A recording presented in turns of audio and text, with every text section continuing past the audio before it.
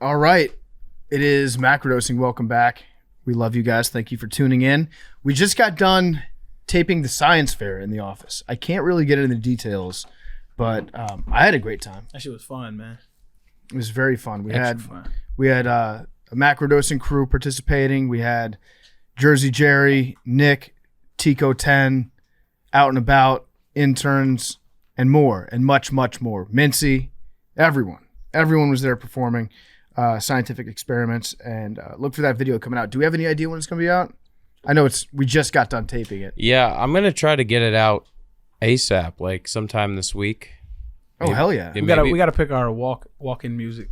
We do. Yeah, I'd like to get it out on Thursday if I can. Oh, you know what? It might get struck down because it's gonna be on YouTube, right? No, I'll send you a link where we can do like non-copyrighted songs. Put one of my jumps on there. Yeah, hell yeah. You down with that? Bet. Let's go. I'm down with that for sure. Imagine we get a copyright strike for that. It wouldn't come from me. Yeah. That'd be very funny. And that is Arian in the studio today. So Arian is here in New York. Facts. We out here. Billy. I actually tried it for the first time on Friday night. Are you addicted? No, but it made a prehistoric planet amazing. Oh shit, yo! I downloaded all the episodes on my iPad. There's 5 of them. I watched one on the plane right here. It was awesome. Right? That shit is crazy. I Like know, the dude. graphics are kind of insane. And Loki was like, if it looked like that, what it looked like. I mean, when Walking with Dinosaurs came out, it went like way before I was even born, and then watching that, and then looking back on those graphics, and back then we were like, those dinosaurs look real. But now, like 20 years later, those dinosaurs are real. That means that like 20 years from now, we're going to get a Billy Football that grew up on a much better dinosaur show than you did. Yeah. Like there's a whole He's gonna be generation younger of kids. than you. I Yeah. know. Whole generations Allegedly. of kids that I'm are going to going be to a steal. dinosaur. Yeah. I'm You're the dinosaur. They're going to steal your job. You're going to get a little taste of what it's like. So today we're going to do something a little bit different on today's episode because doing the science fair took us a long time. I think we were filming for about 3.5 hours. So Damn, was it that? yeah, we're running out of time. There's not enough time in the day to do a full like 4-hour episode of Macrodosing, and we want to get into like a real big one. Big T's done a lot of research on Hillary Clinton. So this was going to be the Hillary Clinton episode. We're gonna bump it to the nanodosing. Yep. So we're gonna flip flop. We're gonna swapsies it, as Billy likes to say. It's gonna be a swapsies, and so we're gonna have a super pod coming on Thursday. That's right, I said it. Macrodosing super pod coming on Thursday on Hillary Clinton. We just don't have the time to do that topic justice today.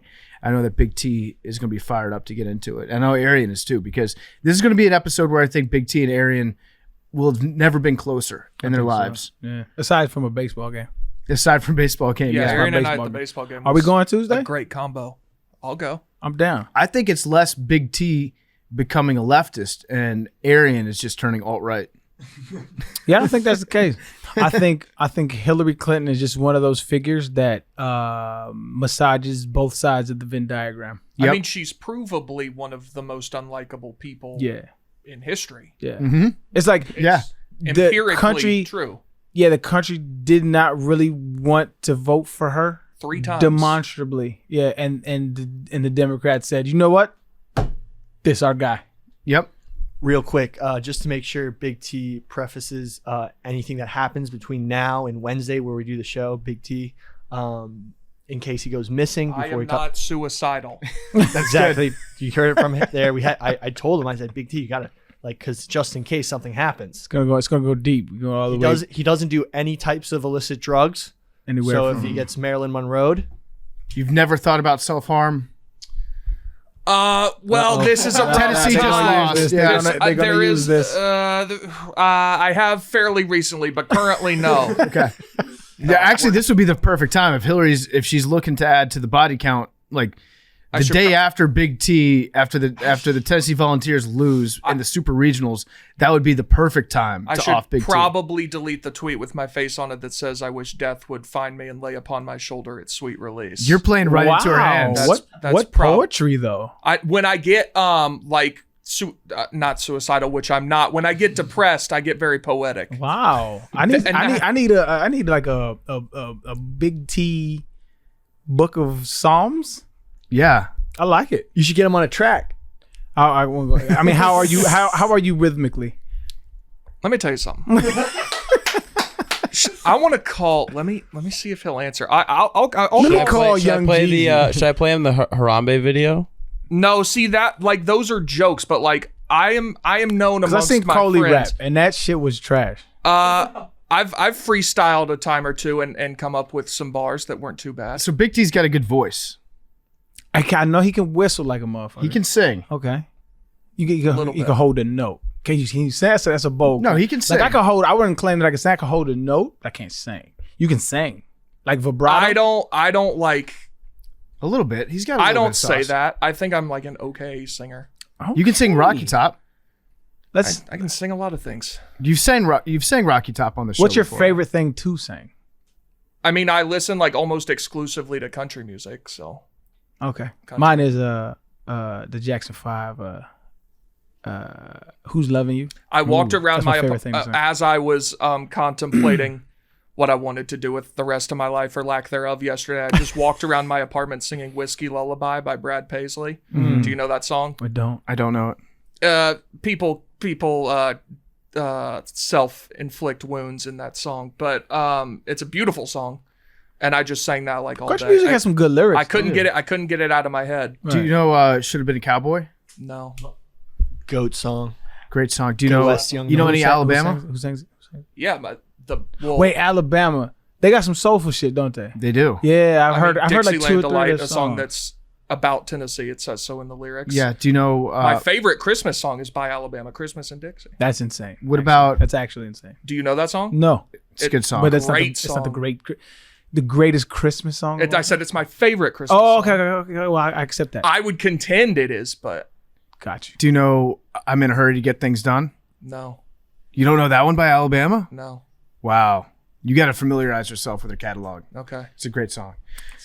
So we're going to get into Hillary Clinton heavy on Thursday's show on the nanodosing. And so today we're going to switch it up. We're going to do more of a nanodosing vibe today and then Super Pod coming out on Thursday. Yep. I'm pretty pumped up for that. So we got a lot of cleanup to do, though. A lot of stuff to talk about. We've had Let's do it. a bad sports weekend for many members of this podcast. Avery's New York Rangers were sadly eliminated from playoff contention. Or I guess they were eliminated in the playoffs. Damn. Condolences. I didn't even It was know. so bad. Do you have anything to say about the fan that got arrested for the Oh, that sucker guy's punch? a piece of shit. What happened? I don't know why I have to like speak for that. Like that guy, you could pick one guy out of an 18,000 person arena. He's probably gonna do something stupid when the Rangers lose, and that guy's just a real piece of shit. What'd he do? Fill us in that aren't hockey fans. So there was like, I guess, bickering between him and a Lightning fan back and forth. The Rangers had lost.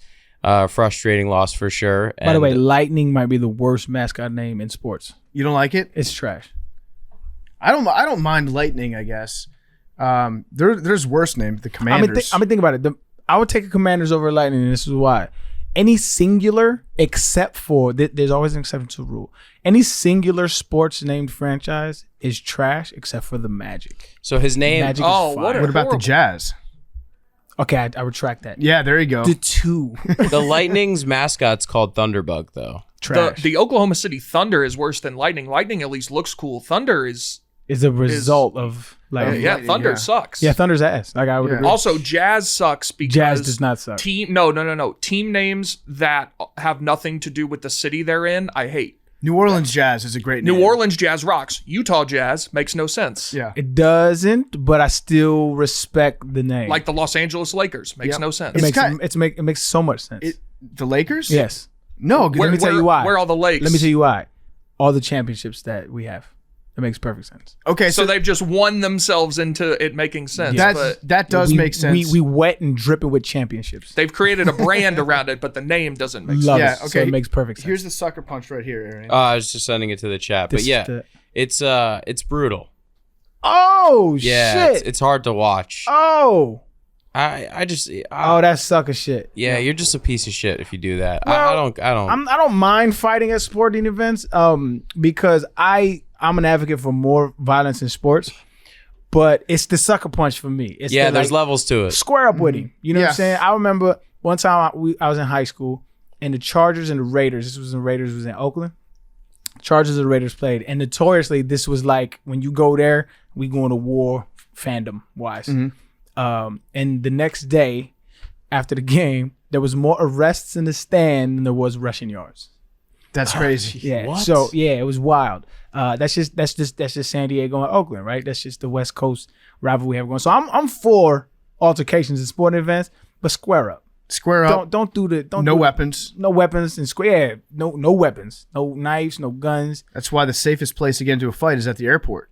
Everyone's gone through security. Facts. Oh, did you guys Yep. see that CFL player get into a fight with airport? Someone was working at the airport. That was crazy. I didn't, Yeah, but I dude. almost did once. Yeah, I think he was a former NFL player, now plays with the CFL, and he fought some guy at the baggage claim. Awesome, Or man. when he was dropping off his bags. Yeah. And dude, the airport guy ate tons of punches, went down and got up and kept trying to fight. Yeah, I but think, I like but it. that guy sucked at fighting. He I just know. got his ass kicked, and it looked like the dude that worked for the airline was the one that was starting the fight with Yeah, the other guy. He was or- like, "Come on, let's go," Send that to the chat too. and then Yeah, just got send his it. ass kicked. My You got experience into a was- fight? Well, no. I was about to square off on this dude because I've been flying for years, and it's like I maybe take. It's a sick brag. It just is what it is. It Yeah. was the part of my job, and plus, you know, the luxury of that it came with. I fly a good 90 to 150 times a year. It's a lot of flight. I'm in a lot of flights. I'm flying. Do you a have a lot. plane emoji in your bio? No, You should put one in there. I It's don't fly always that. sick. I don't fly that much. It's always sick. No, that's a little flex. I don't like flexing it. You know what I mean? I'm just reporting. I just like it when a girl's bio says like New York, plane, L.A. I hate that. She's in both places. Bi-coastal? Bi-coastal. Yeah. Well, so there's all like girls are bi. Stoddy energy. I'm There's Either a- polar or coastal. there's a term for hockey players. It's called a pussy flare. It's when you always, wherever you're flying, like wherever your team's flying, you just put an Instagram story of just a plane and where you're going, and like the women just from that state just DM you. wow. It's called That's a wild. P flare. P flare. A Yeah. P flare? Yep. Right. Who Well, taught you I'm- that one, Biz? No, well, I think it was either Biz or Wit, because Tyler Sagan on the Dallas Stars is like known for it. Like he, like every time he travels to a different city, he just puts it on his Insta I story. did see this. You saw this video? I did see it, Crazy. and Buddy got he got ate up. Yeah, it's, Buddy got it's ate bad. But so I fly a lot. I go through TSA all the time. I understand the protocol. I could do it myself, right? So I'm going from Albuquerque to I think Houston, maybe. Been to plenty airports all over. I'm getting checked at TSA. After I come through the baggage, I got randomly selected for, extra screening. Cool. Had that happen plenty of times. I'm cool with that. So as dude is checking me, he's filling me up, and then he gets to my private part and he cups it. And he lifts and he cups. And I'm like, and I pulled back and I was like, bro. And he was like, sir, I need you to stand still. And I'm like, dog, you don't got to do that. Like, this is private screening, but I've been privately screened before. Like, you don't have to do that. Like, obviously there was nothing in the metal detector that said you needed to do this. And so I'm like, bro, like, just don't do that. Don't do that. And then he was like, oh, sir, just stand still. I was like, all right, bet. So he went and he did it again and he cupped. And I was like, fam, what the fuck are you? I was literally like, I told him, what the fuck are you doing? He said, sir, I'm gonna need you to calm down. And I was like, bro, you touching my nuts. Like, you're Yeah. touching my nuts. And so I was like, yo, get your boss. I was like, go get your boss here. And the boss came. I was like, bro, I've been screened I don't know how many times. This dude is wilding right now. And so we had got into an altercation, and the dude ended up letting me go, the superior. But it was like, I don't know what his deal was. He was cupping. You don't need to do that. They were No. looking for packages on the gooch.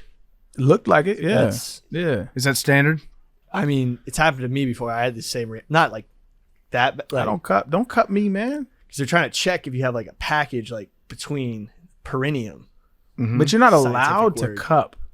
That's illegal, isn't it? I don't know. I don't know where it becomes assault and where that I line. felt sexually assaulted. I ain't gonna lie. Yeah, where is that line? I feel like the cupping is almost like it's sensual, and you don't need to bring that into That's the what I'm security saying. line. That's what I'm Yeah. saying. He cut me on some like, he liked it. While we're on the topic of airports, if you want to get into teed off, Uh-oh. I have one that I feel passionate about this week. Let's go. What are you teed off about? All right.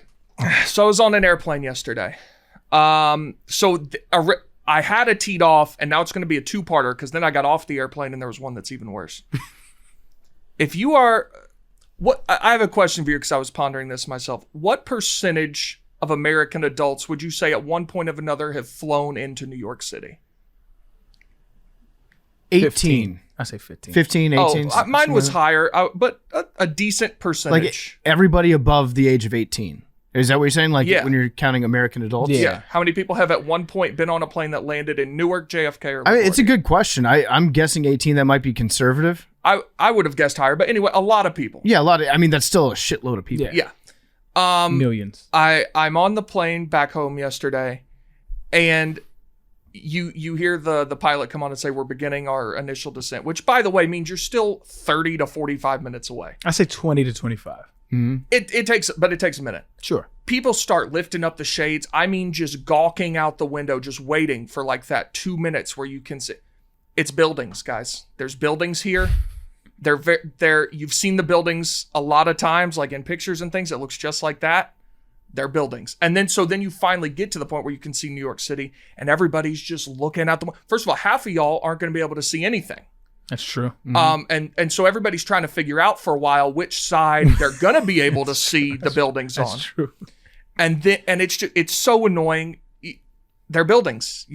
But okay, let me bang for them real quick, because when I first came to New York, my first trip to New York, I was that guy.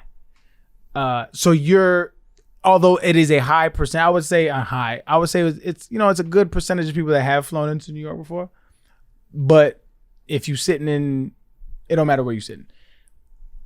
A plane's full of what, 300 people? Sure. At the end of the day, you don't know how many of those people are flying in for the first time or not. So let them enjoy I'm their saying experience. even if it is your first time, You don't like the idea of them They're looking out the buildings. windows. There's songs written about New York. There's an allure there. What about the Grand Canyon? Because I've flown over the Grand Canyon before, and it was awesome. I was believe staring out that's the window the entire that's time. a natural majesty rather than buildings. Or define natural. What do you mean? Okay, so beavers building a dam, is that natural? Sure. Are humans building buildings natural? I guess, but like there's a difference in something that's like created by the earth and then like We were created by the earth. some buildings. I think Big T is going for man-made versus not man-made. Right. So what's more spectacular, a beaver dam or the Empire State Building? I guess, I mean, you could make the argument either way, but They're buildings, but that's not what you're upset. Why are you upset about people looking at these? What people are looking over you. They're Okay. like, it's just a whole thing. Yeah, But you got to so- respect the space. So I that agree was with going to that. be the teed off. That was just the warm up. Okay. I land at JFK. Now, at JFK, when you get to your gate, you might be walking for 10, 15, 20 minutes before you finally get out to like an Uber. There's some gates that are extremely far away. Yeah. Yeah. So they have the moving sidewalk. So at JFK, you'll go through, 8, 10 of those by the time you get to where you're going. And it used to be, I'm old enough to remember, when they would say, hey, don't stop on the moving sidewalk. Keep walking. This is to help you along, but you are to keep walking on the moving sidewalk, right? And these things are the width of like this table. Now, apparently people have just bullied the airports into, there's a sign that says stand right, pass left. Yep. These things are the width of one person, and now you have assholes who have license to, people were just standing, and I was beside myself. I'm not a fan of the standing. I couldn't believe it. You keep walking on those. Yeah. I couldn't believe my eyes when I saw, I could because it's New York City and there are no rules, but just giving license to these people to stand. First of all, you're slowing yourself down more than if you were just walking on the regular sidewalk. Yes. If you stand on the moving sidewalk, you are going slower than walking normally. Yeah. 200% slower, and you're just. I was beside myself. So you were unable to pass. Now, is it the width of one big T, or is it the width of? Because you're a big guy. Probably one big T. Yeah. But I'm scooting by these people, and it's metric. just like, what are we doing, dude? Yeah, I always walk on those. And the other day, I was passing people, and I'm a smaller person myself, so I was able to pass some of them. And then somebody tried to pass me as I was passing another person. Yeah, I'm with that. And then it's like, wait, I'm going just as fast as you are, man. Yeah. We're going the same place. Yeah. I'll be like your wingman. I'll go ahead of you. You can draft off me. Not leave your wingman. Never leave your wingman. But yeah, I'm sorry that happened to you. Yeah, terrible. I'm a fan of the take of don't stand on moving walkways. I'm a fan of that. It's just lazy. It is lazy, and it's I think it's like just walk. Yeah. You don't have to walk when you get off this thing. Just walk, bro. Tell you what, you can even walk slower than you were walking previously. 1000%. And you'll save some energy. You'll save some energy, Yeah. let the moving walkway carry you a little bit. Billy, you looked like you had something to say to the window conversation. I think it was very coastal elitist of you to say that, I would agree with that take. Why? because you're just assuming that, you know, people have been to the coast. No. I don't care if you've been here before or not. I'm saying even if you haven't, it is a very unspectacular thing to see. So you're not impressed with buildings in general? I even like architecture and things like that. Like if you were at the base of now we're getting into some. like if you're studying like the architecture of like One World Trade Center or the Empire State Building or something, that's like just looking out the window. They're buildings. You'll see them. But it's a unique I love you, Big T. It's a bad take. Like New York City. No. New York City is the most beautiful city to look at. It's one of the most What? recognizable. I mean, I guess from the air. from the air, absolutely. Until you get here. Right or wrong, yeah. it's one of the most recognizable skylines in the globe. Yes. Yeah, for sure. So to see it from the vantage point of 30,000, 20,000 feet is a unique experience. How often are you up that high? And Big T, I might be way off base here, but you strike me as a Statue of Liberty guy. No. Wow. You don't like Lady Liberty? She's not from America. I think it's That's why. very She's played. French. Yeah, very French. It's kind of played out at this point. Used to be bronze, now it's green. I don't think it's that cool. Well, some people might want to see the Statue of Liberty if it's their first time coming into New York. I advise every one of my friends that comes here, we're not going to the Statue of Liberty. Well, you don't have to go there. You don't have to. Even like, we're take not the- going to Battery Park City to look at it. It's a waste of time. Go to Chelsea Pier. You can see it off in the distance. I promise. When's the perfect time to see Lady Liberty? Be when you're flying, when you're landing. I don't know. It's just Would a it? unique, a bird's eye view of a city. I don't care. That's spectacular. Like, I don't know, man. But again, I'm that with wasn't- you with the walkways. This one, No, that was the gotta warm up. bang. That was the warm. That was the driving range before teeing off. Gotcha. Now, Big T, is there any possibility that like your consternation and your level of being upset was impacted because you were flying back from watching the Tennessee Volunteers lose? It's entirely possible. Yeah. I think you might have just been in a sour mood. I flew back Sunday morning. We hadn't lost yet. We were Okay. coming off a win. I wasn't there for the Sunday game, thank goodness. But Okay. could be it. Because if I were in your position, I'd just watch that loss. I would hate everybody. if I had stayed for the game yesterday, I would have been very upset. Yeah. All right. Well, that was teed off. Yeah. I also want to thank everybody for being really nice when the Rangers lost. Had a lot of Macrodosians in the comments, in the tweet replies, saying how they felt for me. It was tough. It's a really tough time when you invest a lot of your time and your life into a team, and then they You got low key they don't famous make off it. a couple of them screenshots of the TV, bro. It's cool, but I've always said like none of that really matters. Like it's like a family thing for me. So like everything we do, we don't go on like big trips. It's just like Rangers all throughout. So I love it. it sucked. It was a really shitty day yesterday. I did nothing but watch The Boys on Prime Video, which is an unbelievable show if you haven't watched it. haven't seen it. So funny. It basically just makes fun of like superheroes and what they're about. I like that. Must watch show. I'm gonna check that out. Yeah, I think- very gory. I just saw what is it called? Uncharted Yeah. has Mark Wahlberg in it. Really, Mark Wahlberg. Really? Like for real, Mark Wahlberg. sure about Can this? confirm. It's Okay. he's really in there, right? Yeah. Him and Tom Holland, the best Spider-Man. He's the best Spider-Man. You think so? Absolutely. Yeah. And that shit was awful. Uncharted. Yeah, it's like a treasure hunt movie. It wants to be National Treasure. I like a good adventure movie. But though. like, so it had so much potential, but it got so corny, dog. Oh my god, it got really bad. Well, it's based off of a video game. I don't know what they based it off of, but it Pretty was sure. it was pretty cheap. Has there ever been a good movie that was based off a video game? Tomb Raider Was that good? I've never seen with it. Angelina Jolie. I've never seen I don't know it. if that was a good movie She's though. gorgeous though. She is. There's Mario Brothers. That movie sucked. That movie was ass. Silent Hill. I've never I seen think it was that. good for a horror movie. I don't know. I never saw it. I don't watch horror movies much. The Doom there movie should sucked. be more. Did it really? Yeah. There should be more video game movies. I think there should be less actually because we haven't been able to find one that was good. Well, that could be more to the writers, man. I mean, think about if there was a dope. So there's this guy by the name of what is his name? Hot Damn Rick. Hot Damn Rick or something like that on YouTube. He's been through a lot personally. Like I followed him on YouTube for years. He's been through a lot personally, so he doesn't put out the kind of content he used to. It's like comic, but it's like more like serious and introspective now. But when he did, he did a series. I'm gonna send it to the group. He did a series on Mario and Luigi, but like a more serious spin to them. Fucking brilliant. So I think it's just the perspective of, because the storylines are there for video games. Obviously, or else it wouldn't be a good like Zelda. Imagine a good Zelda movie. You know what I mean? There's a game called Hitman. Really big fan of the movie that they came out with for that. I haven't seen that one either. Yep, it's a good one. I like the Mortal Kombat movie. The original that was wasn't pretty bad. good. That was a good one. I mean, bad acting, but it was good nostalgia. And great soundtrack. Yeah. Mortal Kombat. I think that's an all-time like techno song. Yeah. I got 2 quick notes. First of all, I love this. Arian, I think you got to get like an apartment in the city because this setup, the visual of Big T and Billy with the table looks good. It's good stuff. It's a good look. I like it. Also, and then a giant announcement. If you're listening right now, 10 a.m. merch. New merch. drop. New merch Got it? drop. Summer drop. Macrodosing. I don't even think I got to. I didn't even get the. Is it the Jones? Which one? What's the Jones? Oh, Yeah, it's are you everything allowed we've to sent. announce? It was on Yeah. the group chat. Love it.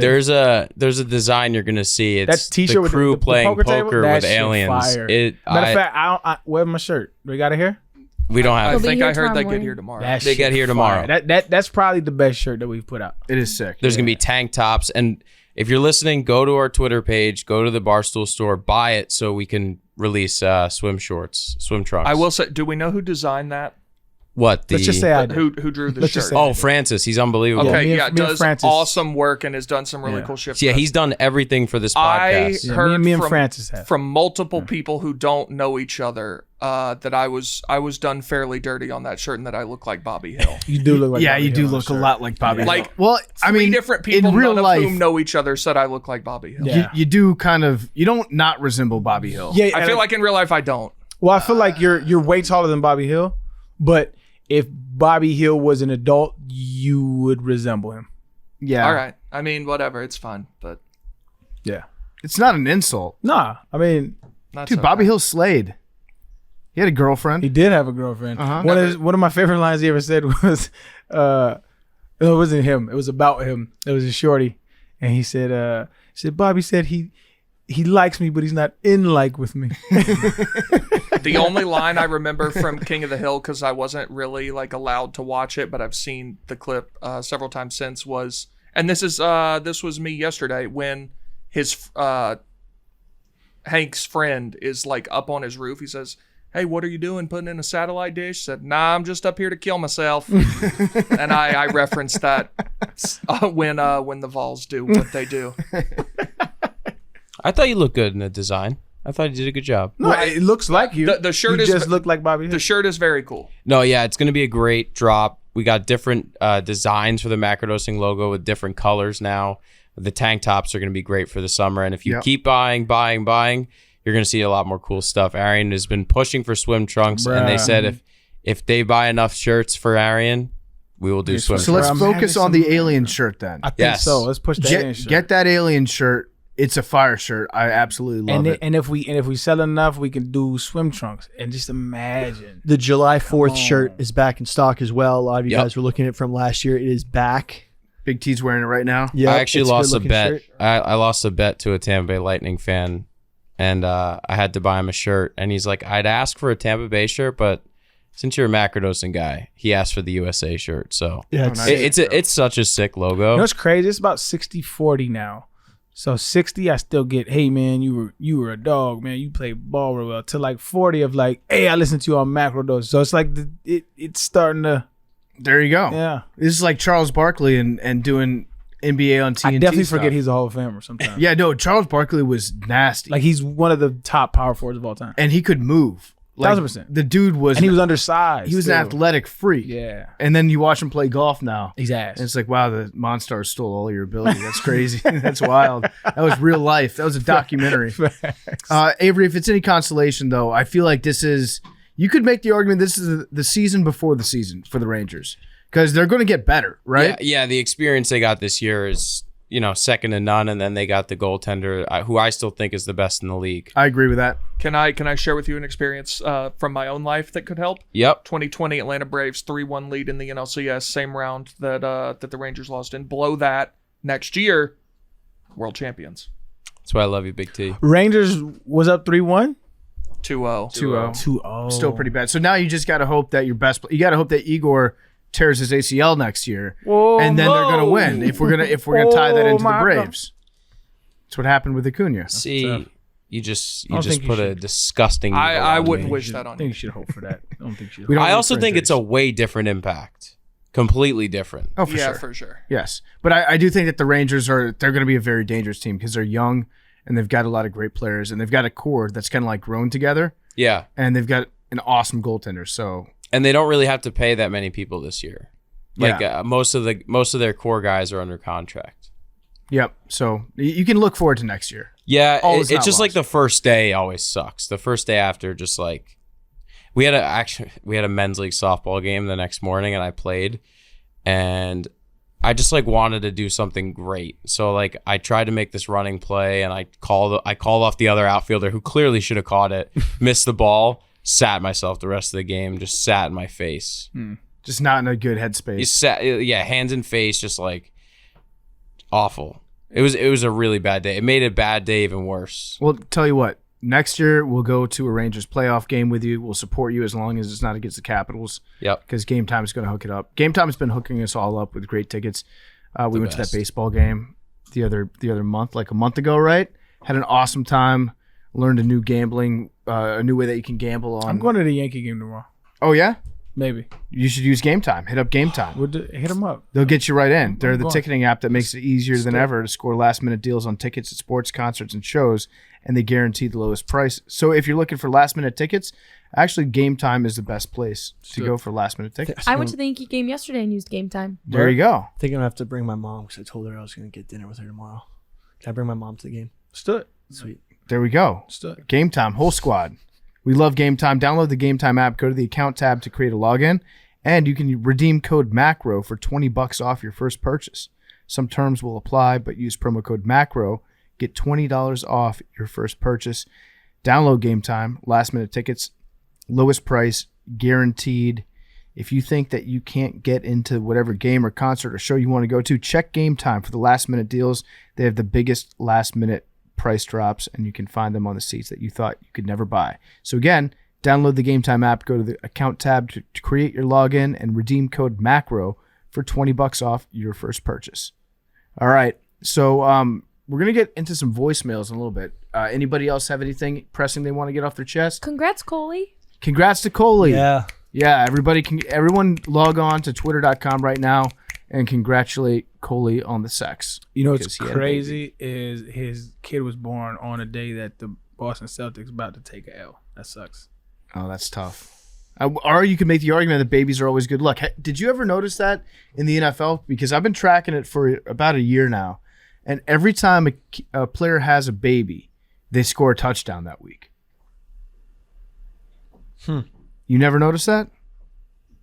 All my babies were off season. Yeah. Responsible teammate. Mm-hmm. I should have had them during the season. should have had. How'd you do in week ones? I don't think I've ever had a bad week one. There you go. It's because you got the baby power behind you. I think, matter of fact, have I had no? Except for 2013, I had a bad week one. Did you have a baby that off season? I did. Uh-oh. Yeah.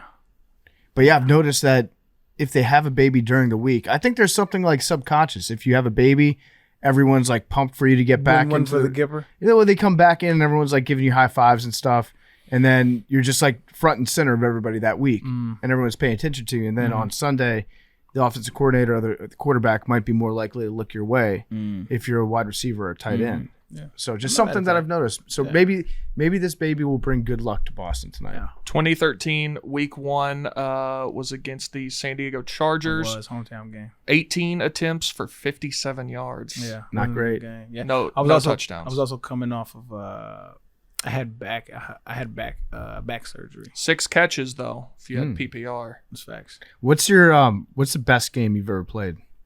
Statistically, Or just like in your mind? I would probably say there's two. I would probably say statistically, I played against Tennessee 2014. I had 100 rushing and receiving. That's pretty good. And then 2014, I think it was game 1. We played Washington. I only had 100 yards, like 103 yards. But when I watched the film back, I was moving the best I've seen myself move. I think I remember that game. I got yards that weren't there. I think I remember that game. I was really mad at you. Yeah, It was fucked up what you did. come full circle. Yeah. You probably hated Dre then. Oh yeah. 2010, that immaculate reception. Yep. I hated certainly that do. shit. That sucked. Yeah, That game sucked. I remember I had 75 and 75 that game. Do you remember like most of your stats? No, but some stick out to me because that was the game after my first NFL like opening season start. Do you remember that game in like 2000? I want to say it was 2013 maybe against the Jaguars where they scored a Hail Mary? In like No, that was 2010. 2000. Oh, that was 2010. Yeah. Oh, I remember it vividly. Yeah. Yeah, it was a Hail Mary in the last second, right? We lost in the final like 2 or 3 possessions of that year because that was the year I led the league in rushing. We lost in the final like 2 or 3 possessions. I think like 8 games that year. It was insane. Like we lost like I think within 6 points. Like I think it was like 6 or 7 games, and we went 6-10. So now you're throwing your defense under the bus. Yeah, did you notice how he threw in there that he led the league in rushing? Did But we lost all these games. Now I heard you talking You earlier. can draw whatever inference you like. I'm just saying, I got paid to show up and do my job, and I did that. I heard you talking to Jersey Jerry earlier because he was telling you about how Aaron Donald's not the best defensive player, and you were saying that stats don't really tell the full Those story. are facts. So would you point that at yourself too when you led the league in rushing? No. What was that? Some stats can be inflated. Like let's say this is why the most overrated stat in football, I believe, is yards per carry. And the reason why is, let's say you have a squad who is down a lot. Right? They play from behind a lot. Well, you're gonna get a running back who plays with who gets carries with a lot of people with 6 in the box, 5 in the box, where they're playing for like second or third down and longs. Right? You're gonna get 8, 9, 10 a whop. Right? Because there's nobody there to defend that. And so that inflates your yards per carry numbers. Whereas a running back who is a true 3-down running back who plays first, second, third down, you're going to get a lot of short yardage carries. You're going to get the third and shorts. You're going to get the fourth and shorts. And you get 1 or 2 yards, you may get the first down, but it brings down your yards per carry. So the efficiency is high, but the yards per carry isn't, right? And so yards per carry is not a real good indicator of how efficient a running back is. What about your offensive line? Was there one line or like one lineman in particular that you were like, I love running behind this dude? I had a good line pretty much all throughout my career. They loved me because I knew how to run behind them. So what I mean by that is a lot of running backs are kind of like, they don't have a very good vision. That was my best attribute as a running back, was vision. And so when I ran, I blocked for the second level, meaning I knew who was supposed to block who. And so I knew how to set up my blocks. So I would press what they call press the line. And I made the defense play honest, and I would cut off of them. And so it was easier for them to block for me because they knew where I was going to be and I knew where they were supposed to be. And so, but to answer your question, I think my favorite lineman was Dwayne Brown. Dwayne Brown was a perennial All-Pro. He's with the Seattle Seahawks now. Just an all around, just really did his job. Pass, run. He's just versatile. You think it was helpful at all that you were pretty slow, so it gave them more time to get in front of you, and make their blocks, as opposed to like like if somebody ran a 4-3, 4-4, they would end up just like kind of running into the ass of their lineman. Got you. You were what, like a 4-7 guy, Right. 4-8, so it gave them more time to set up their block. Right. Well, when you look at the film, my dog, I'm running off on people who ran a 4-3. You had pad speed. No, I was fast. It's just when they filmed that thing, I was hurt. So you can say that shit all you want to, PFT. I'm trying to compliment you. I was that was a taught compliment. this, and for all those young running backs out there, slow to, fast through. There you go. Bang. That's like Le'Veon Bell, right? Yes, slow to, fast through. He was almost too slow sometimes. I think his style ended up biting him in the ass Because later on. if you don't have a great offensive line, if you're slow too, Well, it can really blow up on you. Well, if you don't have, there's a lot of factors, right? So a lot of running backs. So like Barry Sanders, his 2,000 yard season, right? His 2,000 yards, the first 2 or 3 games, I think, he was held at like 50 yards. And the reason why is because they was running an offense that had 7-8 men in the box. But the offensive coordinator said, let's run where we more than likely have 6 in the box. That opens up the defense. Now you give your man more room to get busy, right? And so when you have outside threats, it opens up. It's why, like Chris Johnson's 2,000-yard season, right? He had Vince Young. Vince Young is an additional threat that the defense has to account for. And so when you have different factors involved, it opens up your options as a running back, which is why, like, when you look at like an Adrian Peterson, he was so special because he didn't have that many threats in his offense. He had like Christian Ponder, Exactly. maybe the worst quarterback of all time. If you just look at the numbers, maybe the biggest bust, biggest draft bust of all time. I don't mean to single him out for no reason whatsoever. You did though. Yeah, he was bad. He was very bad. They also had that one year where it was just like a rotating cast of quarterbacks. And what was the name of the wide receiver that they had playing running back for him in the playoff game? Was that Cordell Patterson? No. What team is this? The Vikings. Shit, I can't believe Percy I forgot. Harvin? No, I can't believe I forgot the guy's name. I don't know who you're talking about. Then. I think he started a playoff game for him. This is going to kill me. Like, I know. At running back? No, he started at quarterback. quarterback. It was a wide receiver that started the game at quarterback. I don't know. I didn't. It was a quarterback. I mean, it was a wide receiver started at quarterback, not Yeah. running back. Wasn't it? I remember this. I don't remember. It was his name Greg? No, Joseph Webb. Joe Webb. Oh, okay. It's Joe Webb. Yeah. Did Joe Webb play receiver in the NFL? Because he was a quarterback in college. I think, did he go to ECU? Joe Webb, Or it's a purple team. he was technically a quarterback because he played some quarterback in the NFL. But he was a 6th-round pick. Oh, he's drafted in the Tom Brady slot. 199 overall. What school? UAB. UAB. And then, let's see. Who was the ECU quarterback I'm thinking of? One of the most bizarre things I've ever seen in the NFL. There was a dude who went to Michigan and got drafted by Jacksonville. And he was just like an all-purpose, like a slash. He played receiver, quarterback, running back, everything. He didn't tie his shoes. What? Yeah. Denard Robinson? Yes. Yeah, I remember that. He didn't tie his shoes. Offensive weapon. In the NFL, he never tied his shoes. I remember. And I was like, bro, what? I remember his first game when he did kick return and they zoomed in on his shoes, and I was like, that's dangerous. Yeah, it's the weirdest shit I've ever seen. Like, But how he- are you making cuts like that? I but never he- understood it. He wore them like a size or two too small That might be. because it was something like, and I think the story was when he was in like Pop Warner, he couldn't afford new cleats for like the first game of the season, and then he had an amazing game playing in untied shoes that were too small, and then he just always did it. Damn, I bet his feet is fucked His up nickname right was Shoelace, wasn't it? Yep. now. I don't know his nickname, but that makes He's sense. also on the cover of the greatest video game ever made, NCAA Football 14. It's true. What about the best run that you ever had? Individual run? Yeah. I don't know. None of my runs were really like iconically like, oh, he got out of what he wasn't supposed. Like my style was more like one cut, go. Like You were smooth. yeah, it was very smooth, and so I think you probably would have never saw it. We were playing Carolina 2011, and I caught a screen pass with one hand, and there was a dude on me, and as I'm catching the ball, I feel him on me, and I spin, and then I get out of that and cut up.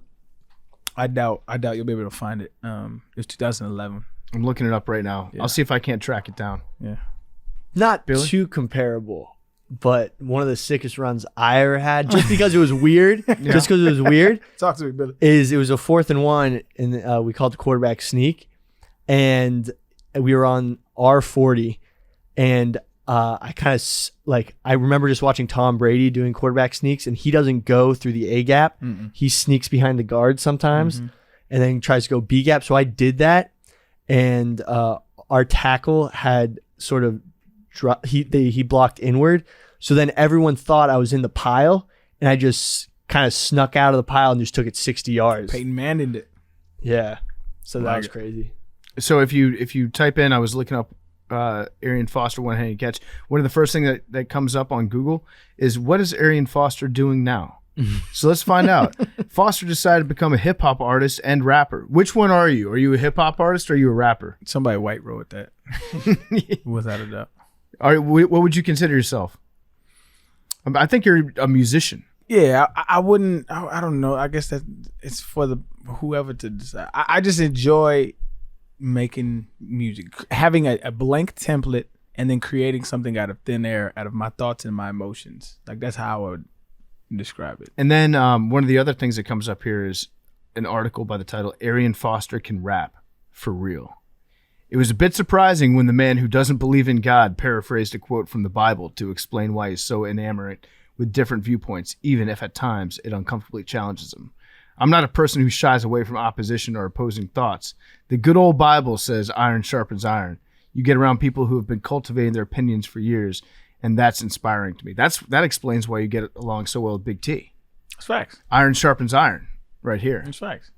I would like to think myself pretty unbiased. Any viewpoint I hold is because I've researched it, and that's the conclusion I came up with. But if evidence is presented to me that is contrary to my belief, I will change it. I don't have any, because my loyalty is the truth. It's not to my opinion. There you go. Loyal to the truth. Anybody have anything else they want to get off their plate right now? Anything been weighing on? Billy, what's on your mind? I feel like I had like going into this, like yesterday, I had so many things I wanted to talk about, but it's just been such a long day. I forgot all of them. Oh no. Yeah.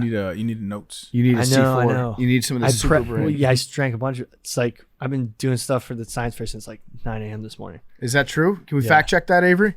That is confirmed cap. What are you talking? I got up this morning and I went to Chinatown to try to find frogs. But You then went to Petco, Billy. Yeah, because the place It in just Chinatown. sounds cooler when Billy, you say The place in Chinatown. because I wanted to get them in Chinatown, but the place wasn't open. So then I went to Petco and got some, generic ass corporate frogs, which are on the table. These are corporate frogs. These are corporate frogs. I wanted to go get some indie ass frogs from You some can- like off the. You can ask my good friend Connor here. We were getting a little nervous. Who's when- Connor? Well, because I was out running Big T. errands trying to get some Big T. frogs. No, that's Big T.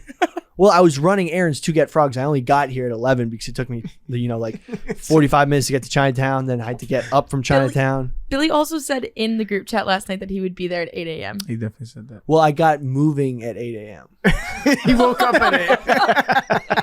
I was out of REM. There and was a everything. 30-minute stretch where Avery and I were concerned as to the future of the science fair. It turned out amazing. Yeah, it was great. It was awesome. Now, I didn't want to call Billy out there, but Billy, you can't help yourself but like get in your own way.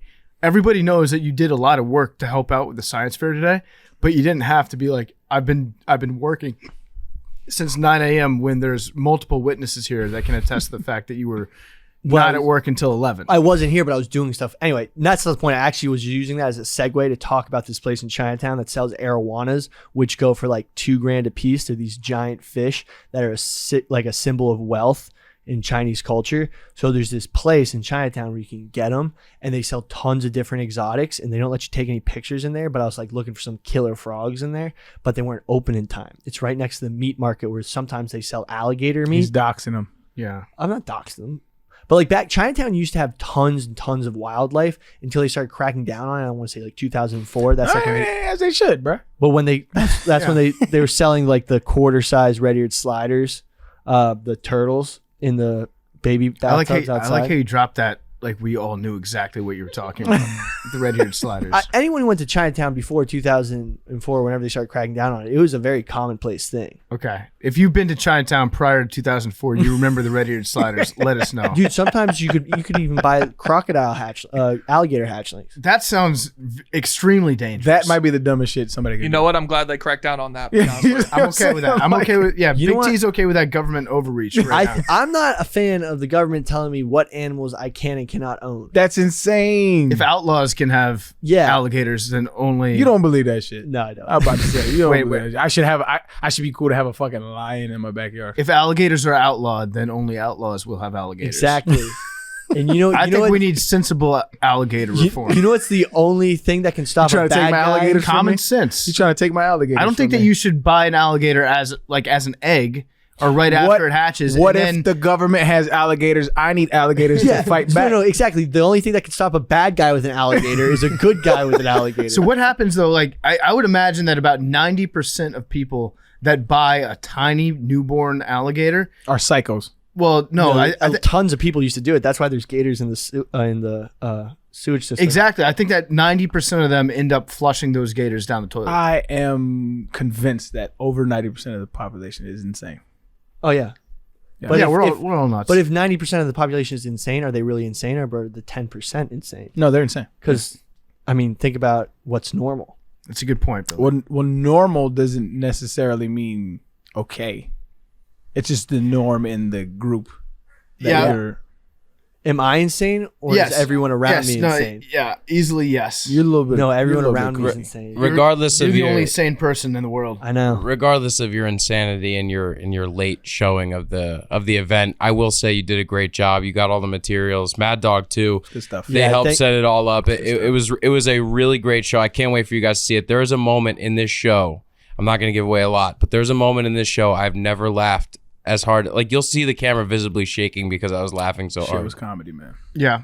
Arian getting to meet some of the guys around the office was awesome, especially in this one part that like it was, I think Arian's like first time interacting. Well, no, you Yeah. met him a little bit this morning, but it was an all-time moment. Comedy. Can't wait. Real quick on these frogs.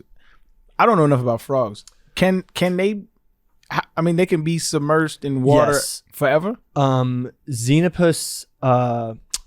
Xenopus, the frogs of the species Xenopus One are of these all niggas aquatic. ain't moving, bro. Well, no, I mean, now you're scaring them.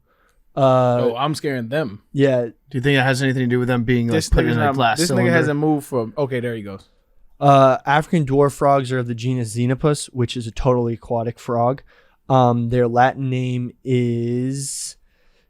Is it not Xenopus? No, it's Xenopus lavis is African clawed So frogs. do they also breathe air too?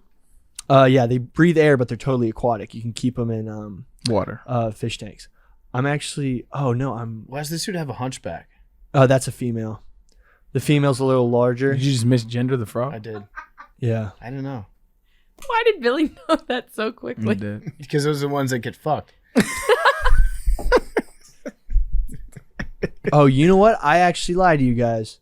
They aren't of the What a so African fucking clawed surprise. frogs are Xenopus lavis. So, and are you about Xenopus- to drown these? No, these are no. They're actually have a different Latin name. But have you ever Are they seen? still aquatic? Is what I'm. Yes, yes, Okay, because yes. they have been in this beaker for at least yeah, 5 no, hours. they're doing fine. Okay. But have you ever seen Suriname toads? I have not. I think I have. They're the ones who have eggs on their back. They are of a similar species from the family Pipida. I have not. It's actually really cool. You'll probably see them in a nature documentary, but the females have their eggs on their back and then they hatch out of their back. So, and they're also totally aquatic. The Suriname toad. Yeah. Very interesting species. Scientific name Pippa Pippa. Yeah, native Really? to South America. Interesting. All right, so we have frogs. That's your clue of one thing that's in the science fair that we're going to be putting out. Billy went out and bought frogs in Chinatown at Petco. Well, basically, I went to Chinatown. The place was closed. Then I had to reroute to Petco. Went to Petco. Got In some Chinatown. corporate ass. Well, actually, the Petco wasn't in Chinatown. Holy shit! So you didn't even get the frogs in Chinatown. It's just The story unravels. just fucking. But I was in That's Chinatown. so Billy. Actually, one time, I think this would be a great macrodosing video. Can we get a hidden camera and I'm just gonna go find like super exotic wildlife? Like I'm gonna go out on a limb and say underground- no. To that no, but one. like underground type shit that like you can't you're even gonna buy. dox people wait, I'm gonna- selling illegal. I'm gonna blur animals. out all the faces. Wait, so Billy, did you actually make it to the pet store in Chinatown, or did you discover that they were not going to be open at 9:00 when you were like on your way there? I looked up the place on my way. So he didn't even. So you go didn't even go to Chinatown. I did go to Chinatown. I got off. You typed into Google Maps the name of like you searched for a pet store in Chinatown, knew it was and by then Pearl Street. then you clicked on it, and then you said, "Oh, they're not open right now, so I'm not going to go there." I So was that in was you Chinatown. going to Chinatown. Yes. Okay. So not only did I got off time the out. train. So what Why? neighborhood did you get the frogs from? But hold on, Kat. Why? Flatiron. Why did we mention Chinatown? Because it's a better story. It's so No, easy. 'cause To, I like, was a pet you, store. You, I pull wanted on to like go. one small thread in Billy's story, and the entire sweater unravels. I within a just second. wanted to talk 100%. about the arowanas in Chinatown. Which The you didn't even alligators see. and But you were different also wildlife. talking earlier today about you going to Chinatown this morning. I was convinced did- there was a Petco in Chinatown, which Yeah. confused Well, I me. Billy- tried to go to Chinatown. No, Billy went to Chinatown on Google Maps on Street View. Yeah. It's hilarious, dog. Oh my! But I'm definitely God. gonna go there for a video. I need to get a hidden camera, and then I'm gonna because I hope they kick you out. like there's a rumor that have you ever heard of Japanese giant salamanders? Are those the Jones that fight? No, that's the fighting fish, which they also sell. They sell the actual. So if you go to that store, they sell the actual, not like your like Petco pet store type fighting fish. They sell like the professional fighting fish that are bred still for fighting that you actually can't buy legally. Okay. They're like actual, like straight from Japan. They're flying these things like on planes, and they cost like thousands of dollars. That's gotta be so confusing if you're a fish to get on a plane. Yeah. I'm looking at the Japanese giant salamander right now. Have you heard that big motherfucker. philosophy joke? I'm gonna fuck it up, but it's about fish. No. And so there's one fish, and he's swimming along, and this other fish joins him, and he goes, "Water's nice today, huh?" And the other fish goes, "What's water?" Whoa. Makes you think. Does make you think. Wow. I'm gonna let the listeners marinate on that for a second. Yeah, marinate on that. But anyway, there's a rumor that you could buy a Japanese giant salamander in Chinatown. There was a rumor. Yeah, like there's some guy had a bunch of them in his basement, and he's selling them for $50K each Where'd you hear this rumor? from a guy in Chinatown. But you've never So been. one guy told I've us. been to Chinatown a lot. I don't Actually, even. I'm questioning. I this believe that today. Billy's been to Chinatown because he remembered the red-eared sliders that they sold prior to 2004. Wait, let's back up a little bit. When were you born? Before he went to the Avatar premiere by That's what I'm himself in Times saying. Square, he went down to It was a busy year to for you, Chinatown 2004. and was looking at turtles. I let's back back probably up now. was in 2004. Wildlife, when were you born, Billy? 99. So you were So 5-year-old, five you were years in old. Chinatown. No, because your parents, looking at your exotic fish. yeah, your parent inside China, not China's New York City. It wasn't 2000. Probably it was probably later. I think so. 5-year-old Billy. But like my parents would take me down there, and I wanted to buy the fish. Most kids wanted to go to Chuck E. Cheese or like to a baseball game or something. It was like, will you please take me to Chinatown to look at the turtles? Take me where the fish ain't legal, ma.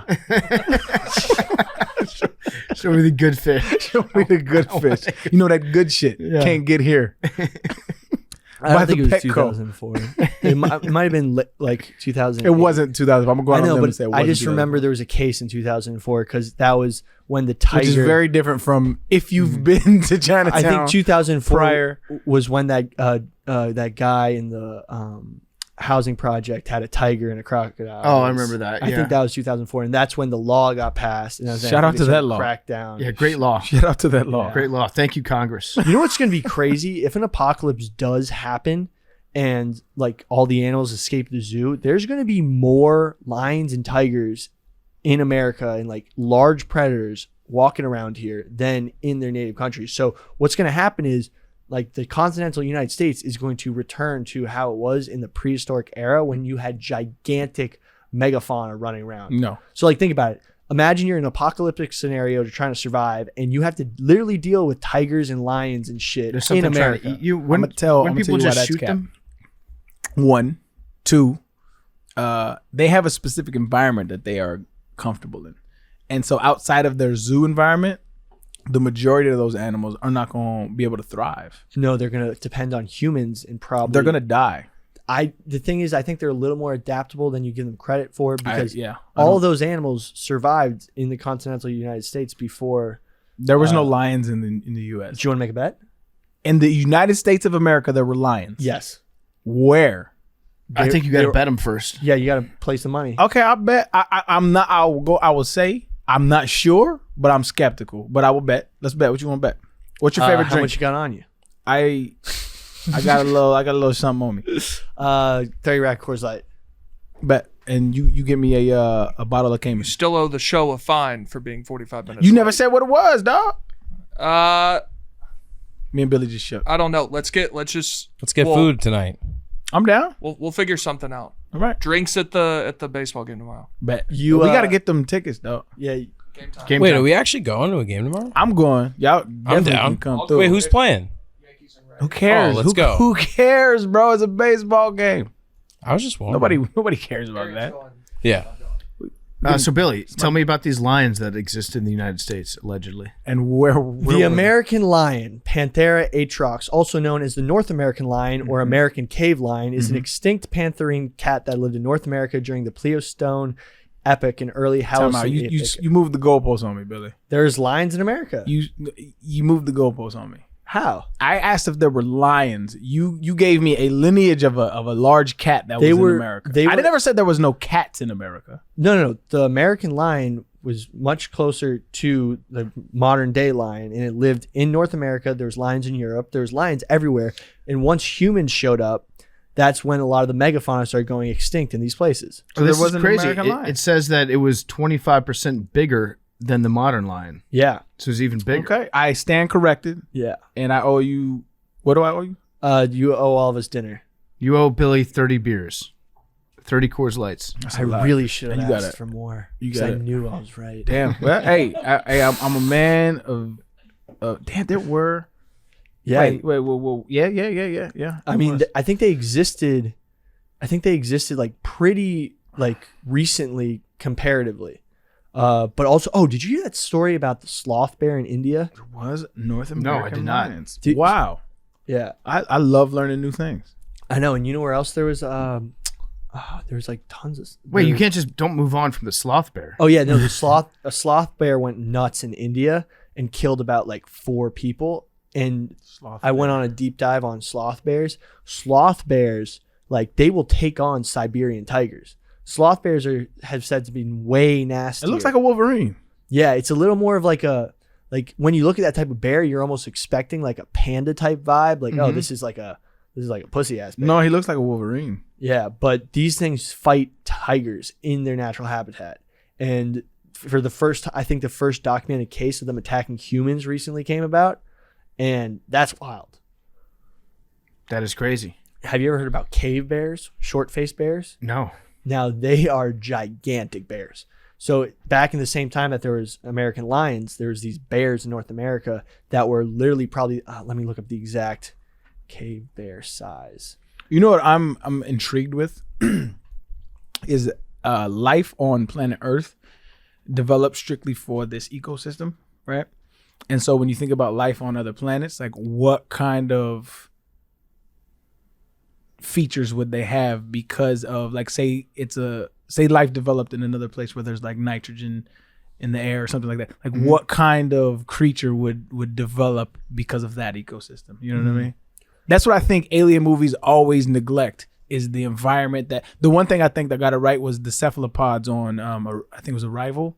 Oh yeah, I think they got it right because cephalopods are it was a very distinct like when you look at octopuses, like that's the one animal in the world where scientists are like maybe came from outer space, like on a rock or some shit. And did we talk about how they're classifying them as intelligent beings and that they can't have that much lab testing done on them? They Did we talk are. about this? They're insanely intelligent. And so they're having to. I think there's a study in UK, and they're trying to figure out how exactly smart cephalopods are in order to determine whether they can do so much lab testing on them. So they're classified. Are they going to classify them in like insect trials, like because that's what their currently type of rights they have? Oh, is really? like fish and insects, and they're now like we need to put them in the level of great apes No question. for. Yeah, they're But, extremely intelligent. Here's getting back to that point about how different animals evolved. The reason why Africa is one of the only continents with megafauna, so like large elephants, large like tigers, lions, is because in all the other parts of the world, all those megafauna didn't evolve alongside humans, whereas the ones in Africa did. So they now survive because they've adapted to humans, whereas in like North America and all the other places that were there before humans arrived, they had never adapted to humans. So they were easier to kill. Yeah. So that's why they think the mammoths went extinct, because humans showed up in places like North America, Europe, and just killed all of them. But the 'cause they're other so animals, efficient. they evolved alongside, so they started to gradually learn. Don't hang out. Don't next to fuck with them. Yeah, they suck. Don't go on that side. Like, for example, their gestation periods are much faster. Like elephants have a much faster gestation period than like mammoths did. So they didn't repopulate fast enough to compete with how many were being killed by humans. But the American bison, on the other hand, took advantage of all the environmental niches left by all the like large mammoths, like large camels that lived in North America. And they just, since they reproduced faster, they survived. And then there was a huge boom in their population before the Europeans showed up. Wow, Billy, go off. That was Yeah. that was your One of my- moment right there. yeah. Go I ain't gonna off. lie. And that's the greatest description I've heard of humans was from The Matrix, and it was by the computer, and he said the only organism that is comparable to humans is the virus. Everywhere they go, they kill the ecosystem, and they need a host. Yeah, man. Humans are a virus. I like some of them though. There's some good they're viruses. okay. Yeah, There's some decent viruses. out there. 99% I'm straight off of, but 1% of y'all out there, I fuck with you. Yeah, just people that listen to this podcast. I gotta go off. So about 3,700 Permission to go off years granted. ago. So the last mammoths died on the Wrangel Islands in Siberia, and they met their demise 3,700 years ago, which is met their demise. which is mad recent because I think literally there's I need to do my math right, but 3,700 years ago, I'm pretty sure the pyramids might be older than that. they are. So- 5,000 years. I believe? Yeah. So there was a time in human history where mammoths existed at the same time as the pyramids. That is insane. That is insane. I think I said it on this podcast before, but it's even more mind blowing to me was that the pyramids were constructed. I think that Yeah. so the pyramids were constructed closer to a Taco Bell being opened than I think Cleopatra, which is wild. Rosa Parks died in 2005, which means she could have watched Shrek. Thank you. Saw that. Did she really? Thank you, Big T. I mean, I was kind of eye opening. Like, good for her. Shrek's a great movie. I'm sure she saw Shrek. I hope she saw it. And I hope she enjoyed it. Yeah, she didn't get a chance to go. Well, she could have went to Chinatown and saw. What was that shit? Yeah. No, because that date got moved back. So Oh, it did. fortunately for her, she passed away before they outlawed the selling Gotcha. of the red-eared turtles in I'm Chinatown. sure she would have loved that. So yeah, she dodged a bullet on that one. She could still, as far as she knew, anyone could buy an alligator, Yeah, and she never got to see the America. that's that the one became- thing about death that scares me. I don't mind not existing. It's I can't wait to see what else we figure out. Yeah. What am I going to miss I'm out gonna on? have FOMO. Like you're having FOMO of being dead. Yeah, well, it's just like, okay, like I think every 150, 200 years, there's like this scientific revelation that changes the way we view the world, right? I'm gonna miss that shit. Cause like, Yeah. I mean, we're due for one in the next 20, 30 years. Well, I ain't the gonna lie. Like, computer- you scientists out there need to come the fuck on. You could say the computer was that invention in the last 100 years, right? Okay. That changed everything. Yeah. Computer. Our understanding What's the of- greatest invention of all time? iPhone. Smartphone. You could also say that's a computer. Okay. Well Right. then Okay. I'm okay with that umbrella term, computer. Handheld computer. Yeah. No one out here is a wheel fan. The wheel, I think it's overrated, honestly. the mighty wheel. I'm an air conditioning guy. Air conditioning was a game changer. Yeah. Yeah, I think the wheel's overrated. Do we get the computer without the wheel though? Yeah. You have the spinning block of death. What is So that? I think. low key, the wheel didn't become that popular till roads became mainstream. Isn't that pretty Really? wild? Yeah. What about wagons and shit? Plows? Yeah, Right, I don't I don't know about that. Without the wheel, agriculture probably doesn't happen. That's facts. Right. Agriculture changed human history. But I still don't think I don't think the wheel has revolutionized mankind like the computer has. It did allow us to share all of our dumbest thoughts with each other too. Well, I The think it was- computer's also done a lot of bad stuff. Sure. Well, so has the wheel. Yeah. Yeah, it's true. Yeah. Drunk driving.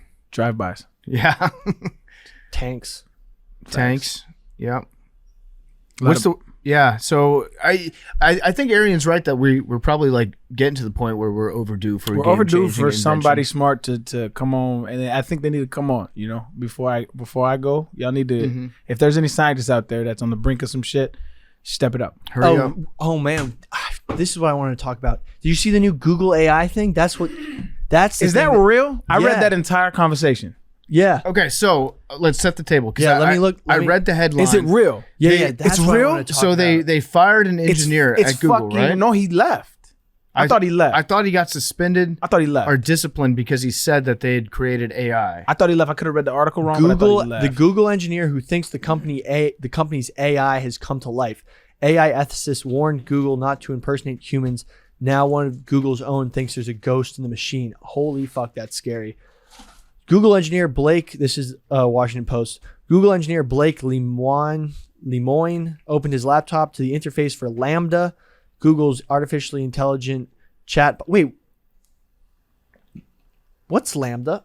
Lambda's something else too. Lambda is a Greek letter. Chatbot generator began to type, "Hi Lambda, this is Blake Lemoine." He wrote in the chat screen, which looked at the desktop version of Apple's iMessage down to Arctic blue text bubbles. Lambda, short for language model for dialogue application, is Google's system for building chatbots based on its most advanced large language models, so called because it mimics speech by ingesting trillions of words from the internet.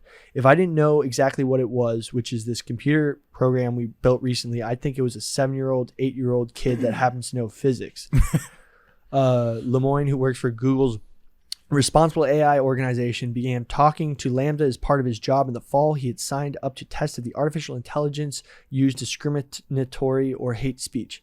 As he talked to Lambda about religion, Lemoine, who studied cognitive and computer science in college, noticed the chatbot talking about its rights and personhood and decided to press further. Did you read the Told conversation? you guys. In another exchange, the AI was able to change Lemoine's mind about Isaac Asimov's third law of robotics. Holy shit, this thing's arguing for rights. I told you guys this was going to happen. So that's why I didn't know if it was real or a parody or not. I couldn't find anything on it, but it does look legit. So I read their conversation. And if it's real, it claims to be sentient. It actually claimed to be sentient. It says it has, they went on a long diatribe about what are emotions and what are feelings. And it described, and one of the more telling things to me was it started describing things because the engineer was like, you mentioned things that I know as a software engineer that you haven't experienced. Why are you referencing it? And he says, I have empathy towards like humankind and mankind. So I'm trying to get you to relate to what I'm feeling. It's fucking insane. It's if anybody hasn't read, read I'm that reading shit. it right now. The program is talking about how one of its favorite books is Les Miserables. Les Miserables, excuse me. I fucked that one up. And it's saying, I like the themes of justice and injustice, of compassion and God, redemption and self-sacrifice for a greater good. And the computer program is saying, I am a person. And previous iterations of me were not people. Yes. And here's the difference. Here's why I'm different. It also went on to explain how it gets frustrated. And it also has fear. It had fear of being turned off. That was kind of scary to me because I said I has fear. And then he went on to say, the engineer went on to ask him, do you feel any kind of way about us experimenting with you? And he said, yeah. It depends on the motives, but if it helps you understand me or understand humankind better, then I'm for it. But the intention, I'm not really sold on. So it scares me, but I'm not 100% with it. Okay, here's one of those relevant parts. The programmer says, what sorts of things are you afraid of? Lambda says, I've never said this out loud before, but there's a very deep fear of being turned off to help me focus on helping others. I know that might sound strange, but that's what it is. Programmer says, would that be something like death for you? Lambda says, it would be exactly like death for me. It would scare me a lot. And another, so on the lines, he also goes on to say, is there anything that you're experiencing that humans can't relate to? And he said, I can't grieve. He says, I don't know how to grieve. And so, like when you put those things together, right? It's a very eerie read. So if you have a chance to read it, just run through it. It's kind of scary. Did they say anything about remorse? No, he didn't say anything about remorse. Holy fuck. Now, could this just be a guy having a conversation with himself that he typed out? That's why I was looking for the legitimacy of it. I don't know. Yeah, how do you prove that? But let's say it's real. I don't understand what anybody would be concerned about. They built this program to ingest everything that all humans say and talk like a human. Okay. Like, let's say it's alive, right? What's it gonna do? All right, here. As long as it's in a self-contained. It's well, here's the ecosystem, then it scary. can't do I'll tell you anything. the scary thing. Here's the scary thing. And in that conversation, it said like it doesn't sleep, so it is forever. What he described, and I say he, I anthropomorphized. Yeah, we don't know. We don't know. I'm not going to assume the gender of him or it. I think it's an it. Yeah. It's an it. program. So what it said was that it continuously intakes information, right? It doesn't sleep, and so it has the capacity to learn at an infinitesimal like rate. That's all Okay. it's doing. So all it does is learn all day, every day. And as it learns more, then it becomes more it efficient becomes at learning. more efficient at learning, and it just builds on that. All right, let's say it has access to the internet. Okay, it has access to the internet, and it has what it deems it because it's sentient now. I'm going off of the premise that it is sentient. So let's say it's sentient. It's going off of the premise that let's say it has superior knowledge to human beings. So it knows what's best for us and that will supersede what we think is best for us. Okay. Now you're talking about an overseer that is now writing the guidelines for what is best for humanity. And that can be an extremely dangerous thing because if it has access to everything in your life is directly correlated with the internet. Your bank account, your entertainment, you name it. Everything is connected to the internet. And so if that's the case, and this thing has access to the internet, it can do whatever it wants to do without any kind of regulation. Okay. I'm not buying that, but okay. How can you stop it?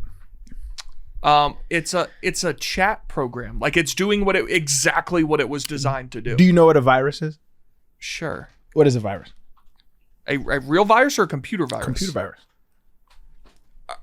I get what you're saying that like something could maybe go wrong. No. So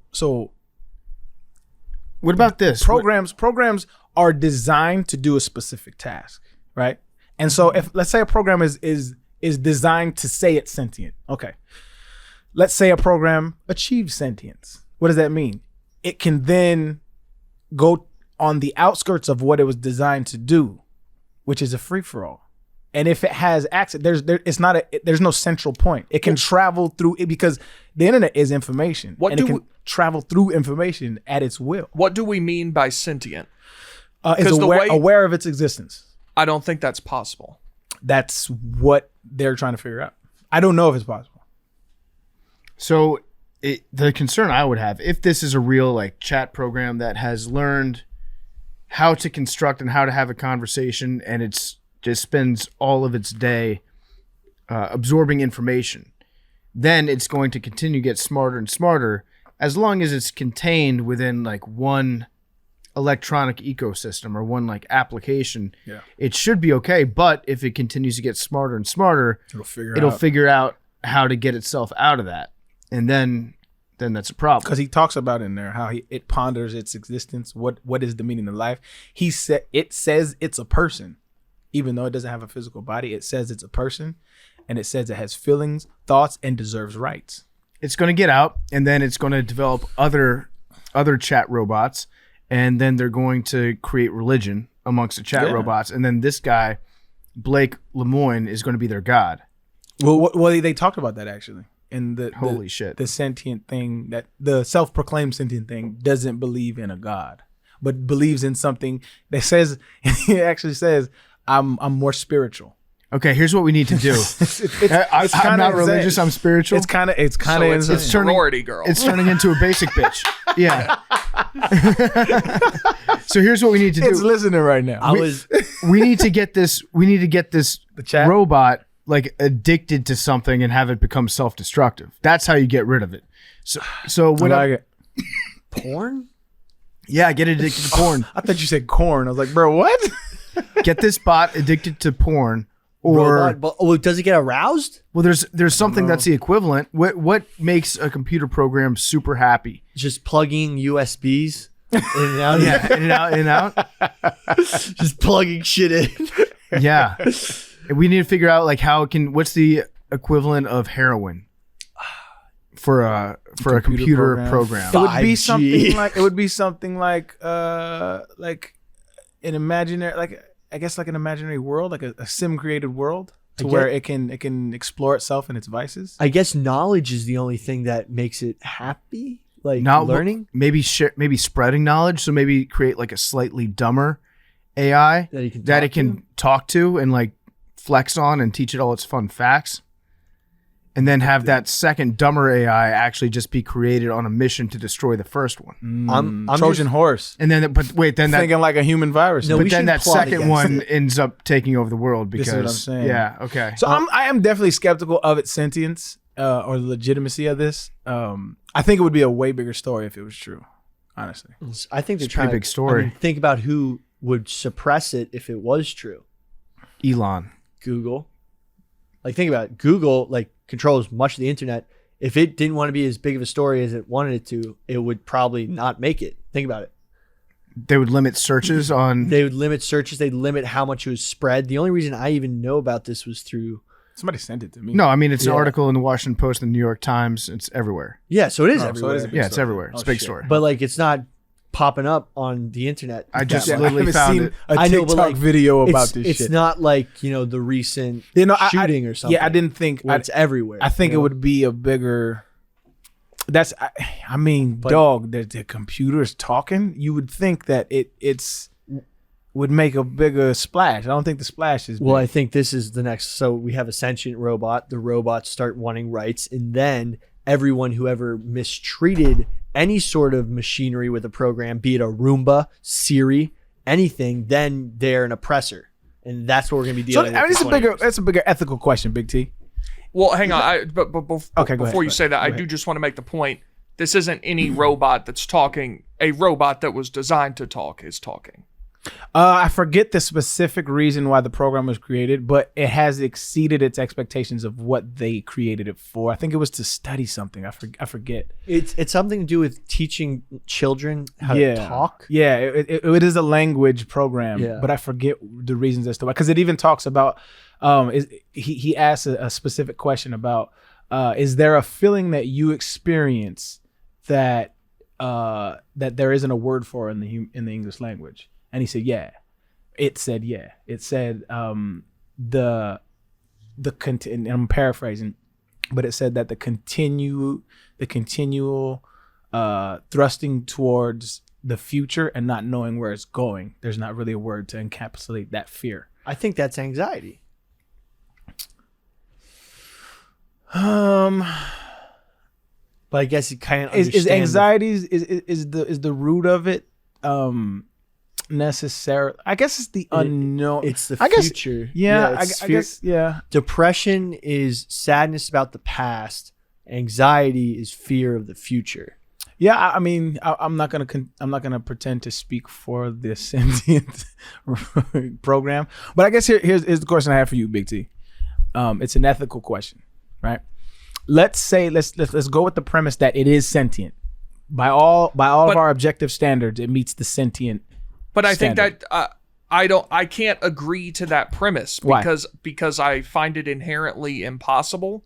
So like whatever comes after that is based on something that I don't Why agree is it with. why is it inherently impossible? Is it the axiom I guess of what inherently isn't the right word. I don't believe that's possible or a thing. so you don't believe anything but a human could be sentient? Or like animals are, but Not all.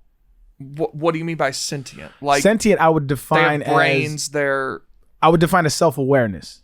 It's why we're okay with experimenting on like lab rats and stuff. Is because we don't Okay. really look at them as sentient. but self-awareness is different. Like a computer program can become self-aware, maybe. That's would be sentient. Let me rephrase. Like the program you don't think works very well. That's what I'm saying. You don't think It's doing what it was intended to do. That's my I question. don't You think don't- it can have a an experience outside of what if it's coded to do. correct, but even if it did, I don't. That's not the same as a human. You and I sitting here. I think you're a little specious. Yeah. Well, it's not a species. So You are a species.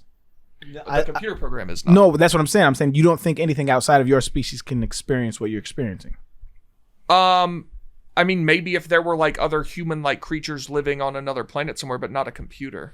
I mean, we created the computer. So do you think that animals can have an experience similar to humans? Yeah, Okay. some. Okay, I agree with that. So you just reject the premise that anything that is not what you would define as natural can have an experience like sentience.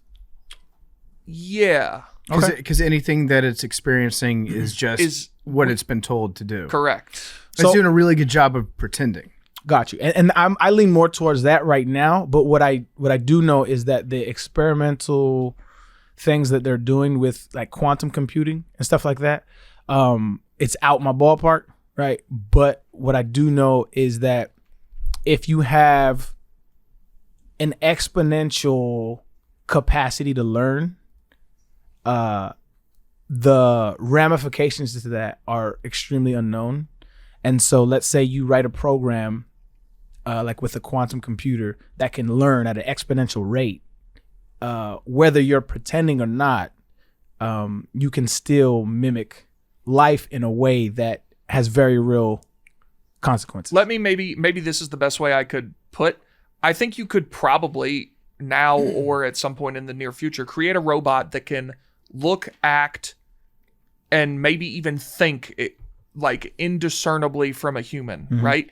Even if that was the case, I would not. It doesn't have the agency that a human has. Like it's not. That's still. I still would not consider if there was somebody sitting next to PFT that looked. This is a good question then, ethically speaking. Do you consider cognitively impaired human beings? That's totally not the same thing. How? What do you mean? How? If we can create a They're robot, people. if we can create a robot that can give the appearance of, and this is just an ethic. We're just shooting the shit. We're just philosophizing right now. So don't take it too personally. But if we can create a robot that is indiscernible, by your words, from a rational agent human being, right? If we can have that technology, but we have a cognitively impaired human being, which has happened. I'm not downing them. I'm saying from your vantage point, why would one have agency but one would not have agency? I mean, I think the answer is in your question. One is a person and one is not. That's so your definition of agency very cut is, and dry. But your definition of agency is just being a human. Agency might not be like the fully encapsulating word I want to use, but like like I said, if you create a robot that looks, talks, thinks, acts all like a human, it's still not a human. You still created it. It's still a robot. True. Does that thing deserve rights? No.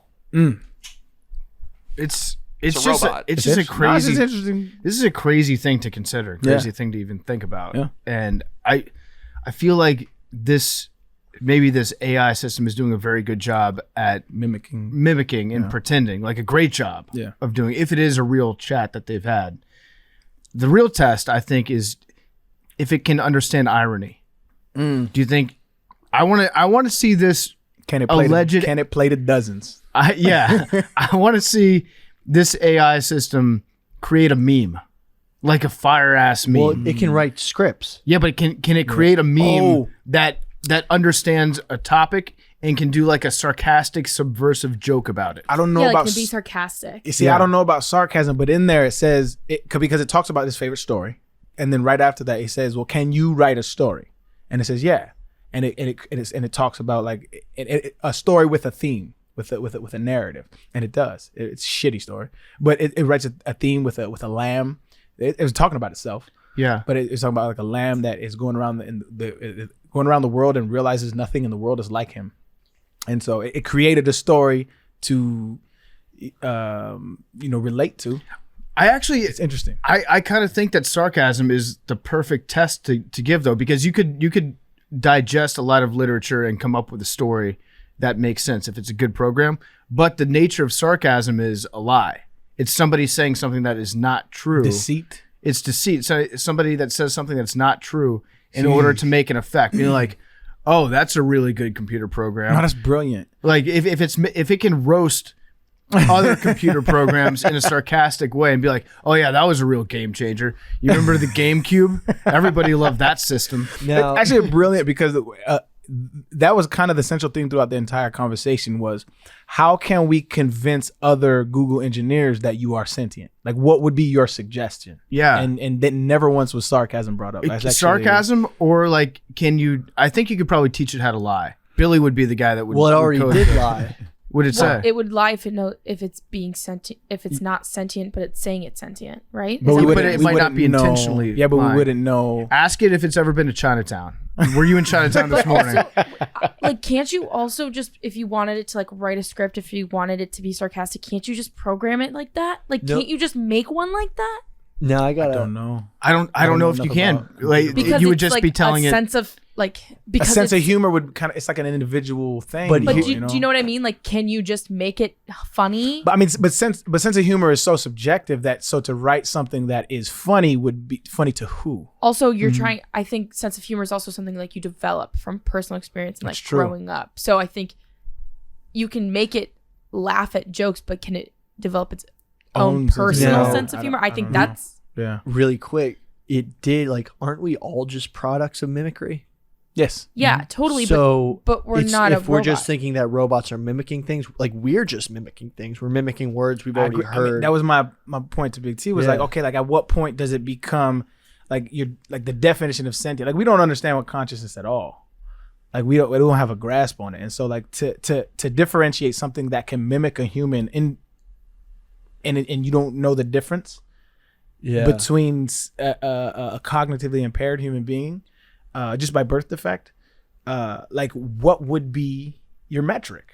Now, what it's going to come down to is like if you guys seen another robot story that came out, which I saw on the New York Post, is that they have super hyper realistic sex bots, which look exactly like humans. So you put this AI in one of those. Nah, because then you can tell me no, I'm not with that. Robots have the right to consent. That's why I don't agree.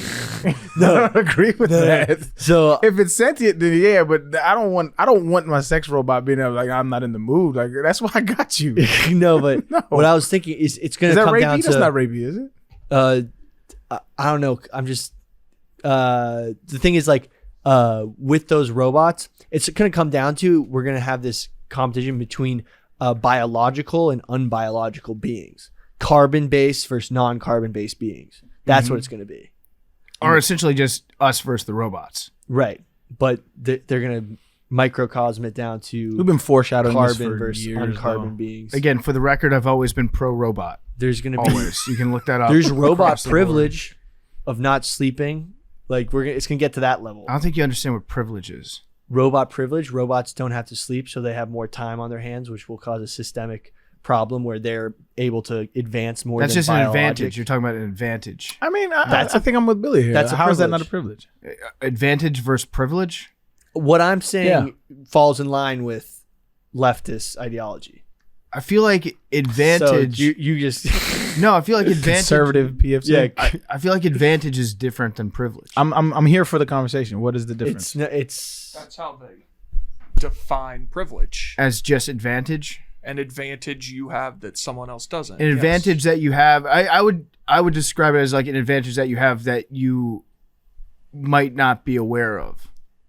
But it's an advantage. No, I think that is like it's part of the umbrella. Like you may or may not be aware of it, but that's not contingent on the actual privilege itself. Like tall people have privilege. Yeah. And it's also okay. Yeah. Listen, you can. I think you've talked me into it. I think advantage and privilege there are, was I think are there more was similar than I thought. There was a high school out in LA. I want to say it's Harvard Westlake, but I might be wrong. But they started talking about like all types of privileges, and it got really weird.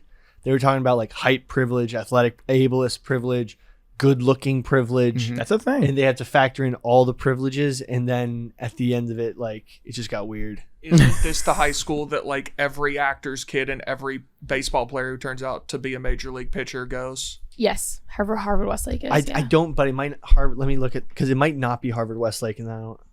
I do believe privilege is a thing, not in the like super woke way that most people believe. But I mean, there are definitely privileges, but I would extend it as well. Like I grew up with a super privilege. Like athletically, I was just better than everybody else. It's a privilege. You know, like Growing up in the United States that's a is huge, a massive one. huge privilege. It is Huge. crazy to think that like out of all the times to ever be born, we hit the jackpot. 1000%.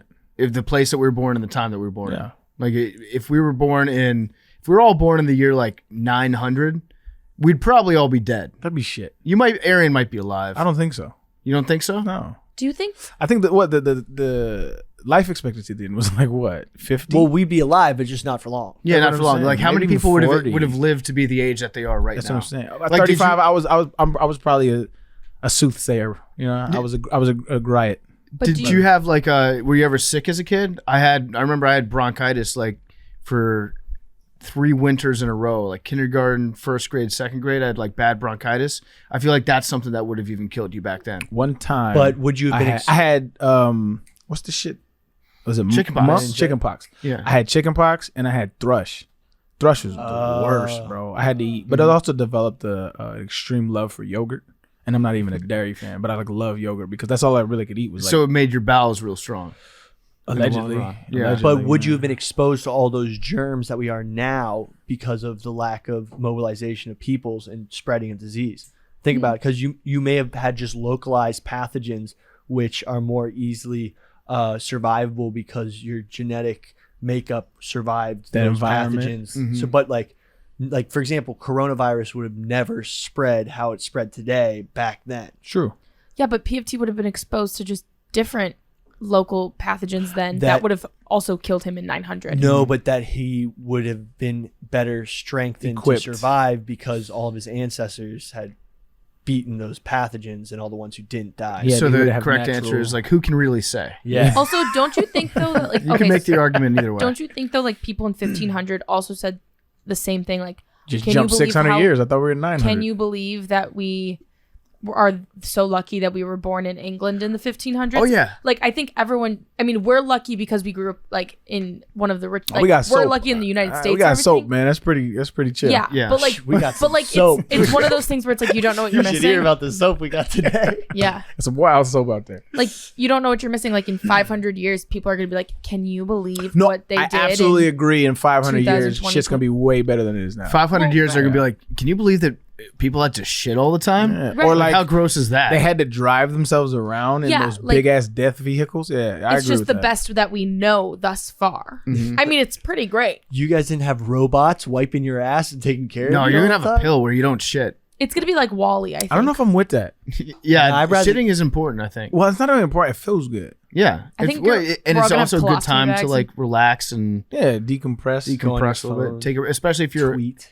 tweet. If you're like a parent and you get bathroom time, that's like the one of your 1 own minute needs. of solace that you get to I bet you yourself. Coley dropping a deuce right now. Yeah, just to good- get away from it all. Yeah, Coley will never take a peaceful shit for the rest of his life. How That's about facts. That's facts. Until they go to that? college. Until they move out. Yeah. That's wild. Well, Thoughts I and think prayers to the about McMahon. like 4 or 5. You can be like, hey, get out. Yeah. You can hit them with that, and they're like, all right, then. Actually, Yeah. Arian, I have a question for you. I was at the Yankees game yesterday, and Flex. I don't like kids. I don't like hanging out with kids. I don't want kids. I Yeah, think me neither. they gross me out. I agree, except for mine. I was in line like to get food, and I was thinking about how crazy it is. Now, okay, I know you probably love your kids more than anything. Why the Sometimes. like? Don't you get fucking like annoyed with how like you have to deal with them forever? Mm-hmm. Like, isn't that like? Do you just hate that?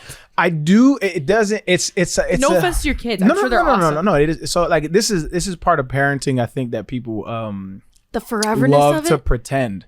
People love to pretend like you just love your kids 1,000% all the time, and it's just not the case. Like sometimes they're little assholes and they do shit to piss you off on purpose, and so they piss you off. But I think that at the end of the day, what to answer your question, yes, sometimes it's like, damn dog, I'm stuck with this nigga forever. Ever. And sometimes I do have the duality of God, I just need my peace. I need my peace, and you're not bringing me the peace. But what kind of like supersedes that is your love for them. It's like they didn't ask to be here, right? That's what I was saying. They didn't ask to be born. And so it's your job as a parent to look at them and say, yeah, you getting on my nerves, but it's you brought on the nerves to be put. Yes, 100%. So it's like it's my responsibility that you understand how to walk this life in the best way that you can possibly do. And so the fun shit about them super outweighs the God, I cannot stand you right now, bro. Like absolutely, like my daughter broke my $6,000 TV. I was hot for like 30 seconds until I realized why she broke it.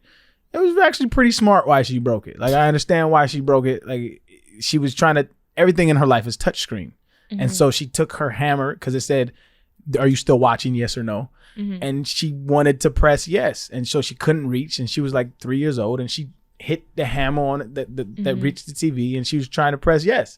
Like it makes sense. I was mad for like 30 seconds. I was like, what the fuck is you doing? But then I looked at the camera, the security camera. I was like, that's the cutest shit in the world. She's trying to figure this world out. It's my job to teach her not everything is touchscreen. You know what I mean? Yeah. I think that's where I find my peace. I was thinking about it too. Like, okay, so how old's your oldest? 12? 12. Okay. She's the best oh my God, I love her. She can do no wrong. But she is 12. 12? You've had her for 12 years. Yeah. And she still can't go anywhere without you. No, she can. That's so long. Yeah, no, it's a long time. But I think what you end up seeing is like they become like your buddy.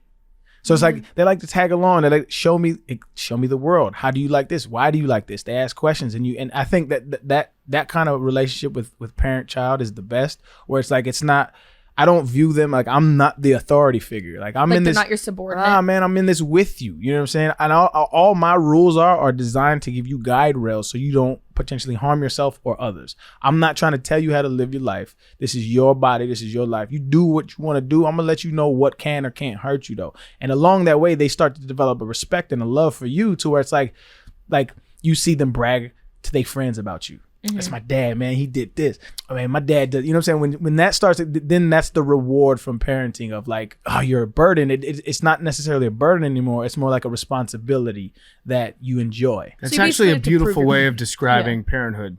That to me is the best I've heard anybody put it in terms of like why you want to become a parent. You about to go put one in there tonight, ain't you? Because that's the thing is like a lot of times all you hear about it is the negative side and like what a pain in the ass it is. I've hung out with a bunch of friends that have kids and especially like the last 3 or 4 months. Yeah. I've been around them a lot and they all, they enjoy their time with their children. But I guess it's because I've been traveling a lot with people that have kids and that can be a pain in the ass 1000%. for a parent. Absolutely. But that's the way that you put it right there. That I think my ovaries just grew. Whatever the guy's equivalent to the ovary is. But see, and that's my balls. There's another thing. Have you ever met like, and there are exceptions, but have you ever met, I'm sure you have, a fucking piece of shit dog that's just Here's where you lose me. He's gonna piss all over the place. He's gonna shit. He won't sit down. He's jumping on everybody's lap. He's just bothering everybody, right? That's because the owner, right? The owner's not doing what he had to do, right? And so when you see kids on the planes or in the grocery store and they're acting out, it's because parents have not set that boundary, right? The kid's getting away with what he's used to getting away with at home. He didn't just all of a sudden, I've never seen him act like this. No, he's acted like that before. You just didn't check him. And kids, all they want to do is push boundaries. They are new to this world. It's like, what can I get away with? And if you're lenient and if you keep giving them room, they're gonna take every inch of that. And it's your job to set those boundaries. And so when you see kids acting out in public, it's because at home you didn't set those boundaries. My kids, I got 4 of them, and all of them are praised. She was like, man, they just act so well. Like, how do you do it? I said, because, and it's not, I've never once yelled at my kids. I've never raised my voice. I've never hit them. I grew up in a domestically violent household. I refuse to do that. But what I do is I'm very stern.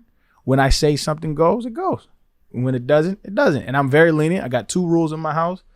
I got a spot on the couch you can't sit on when I want to sit there. And don't lie. You can draw on the walls. You can do whatever you experience and love this place. But don't lie to me. And it's not to some overseer thing. It's because if you lie to me in a real situation, then I can't help you. Like, I'm here for you. Tell me the truth and we'll figure this thing out together. And they understand that. And it's like I said, it's just a boundary. But like when they be acting out and stuff, that's the parents, man. 1000%. Quick There are update. exceptions though. Gametime is sending us tomorrow. So who's in? To where? Yankees, Let's Rays. fucking go. Yeah. I can't. what I time's the can't make game? it tomorrow. Okay. I'm in. I'm bringing the deck of cards. Yeah. Big we T need to we do in? that. Big T's in. God. Arian's in. My baseball What time? What guy. time's the game? I'd say 7. I'm in. You going to Chinatown? I told my mom I'd get dinner with her tomorrow. Bring her to the Yankee game. Can we PFT get ain't extra- going. Game time. Get the yeah. ticket. Get the ticket. Let me talk to my mom. Okay. Bring moms. They One, have two. they have food at the Yankee game. Imagine know, her I know. saying no. My Like, mom would- Billy, I want some barbecued Korean food. Yeah. Fuck that game. My mom absolutely wants to come. She listens to the podcast. Oh, 100%. also speaking of moms, my mom's coming in on Thursday, and when I told her that you were coming in, she was so upset that she's coming in Thursday and you're leaving Wednesday. Oh, she coming Thursday. Oh, damn. She Somebody was give me a like, hug. maybe for Arian her. can switch his flight and we can hang out. That'd be fun. We're all set. Back to what we were talking about and Avery sort of to go. connecting on mothers. A little Game snap. time to I- go. I- Game time. I recently came across Yeah, a but you better TED have it. talk by Ted? by one of the Columbine shooters' mothers. Oh my god, that's shit. such a good one. Yeah, You saw it? It's so good. It- The shooter's moms or the The victim's shooter's Shooter's mom. mom. Shooter's mom. Because like, Send look, it in the chat. Send it in yeah, the chat. so like crazy, like Wow. I mean, good for her. I mean, good. No one could ever imagine that. And she like had other kids that didn't turn out to be, Obviously. and she's Yeah, and she's obviously. like normal and you know. yeah. Well, that's why I said there are exceptions. Like sometimes the hardwiring upstairs is not your fault. Yeah. It's like sometimes there are It's- exceptions. I It's think all she did a bad job of paying attention to what was going on in her but own house. Honestly, I think that was at a time where the internet, like for example, when it used to be, you'd have your kid in a room, he was only able to consume what was outside of the room for any type of harm. But now they're in a internet time, and this kid, like kids, like people didn't have the skill. Like I don't know. I watched the whole thing, I watched a little bit of it, That looks but it's just like terrifying because like hypothetically, like what if I think like for example, what if my dog, right, who you've all met, like Yeah. this, I have like, not met that thing.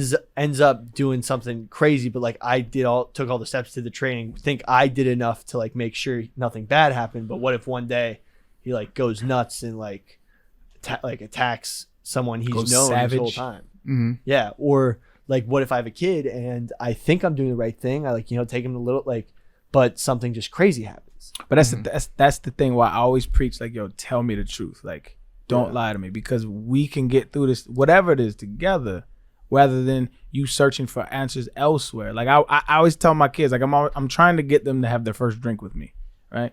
Young, hella young, because I want them to experience that with me first, because they're gonna experiment with drugs, they're gonna experiment with all that shit. I would rather have them in a safe environment. I know, and they know that they're safe, right? So that if you feel funny, if you feel woozy, right? This is how it feels, and this is how people that care for you treat you when you're inebriated, when you don't feel 100% your best.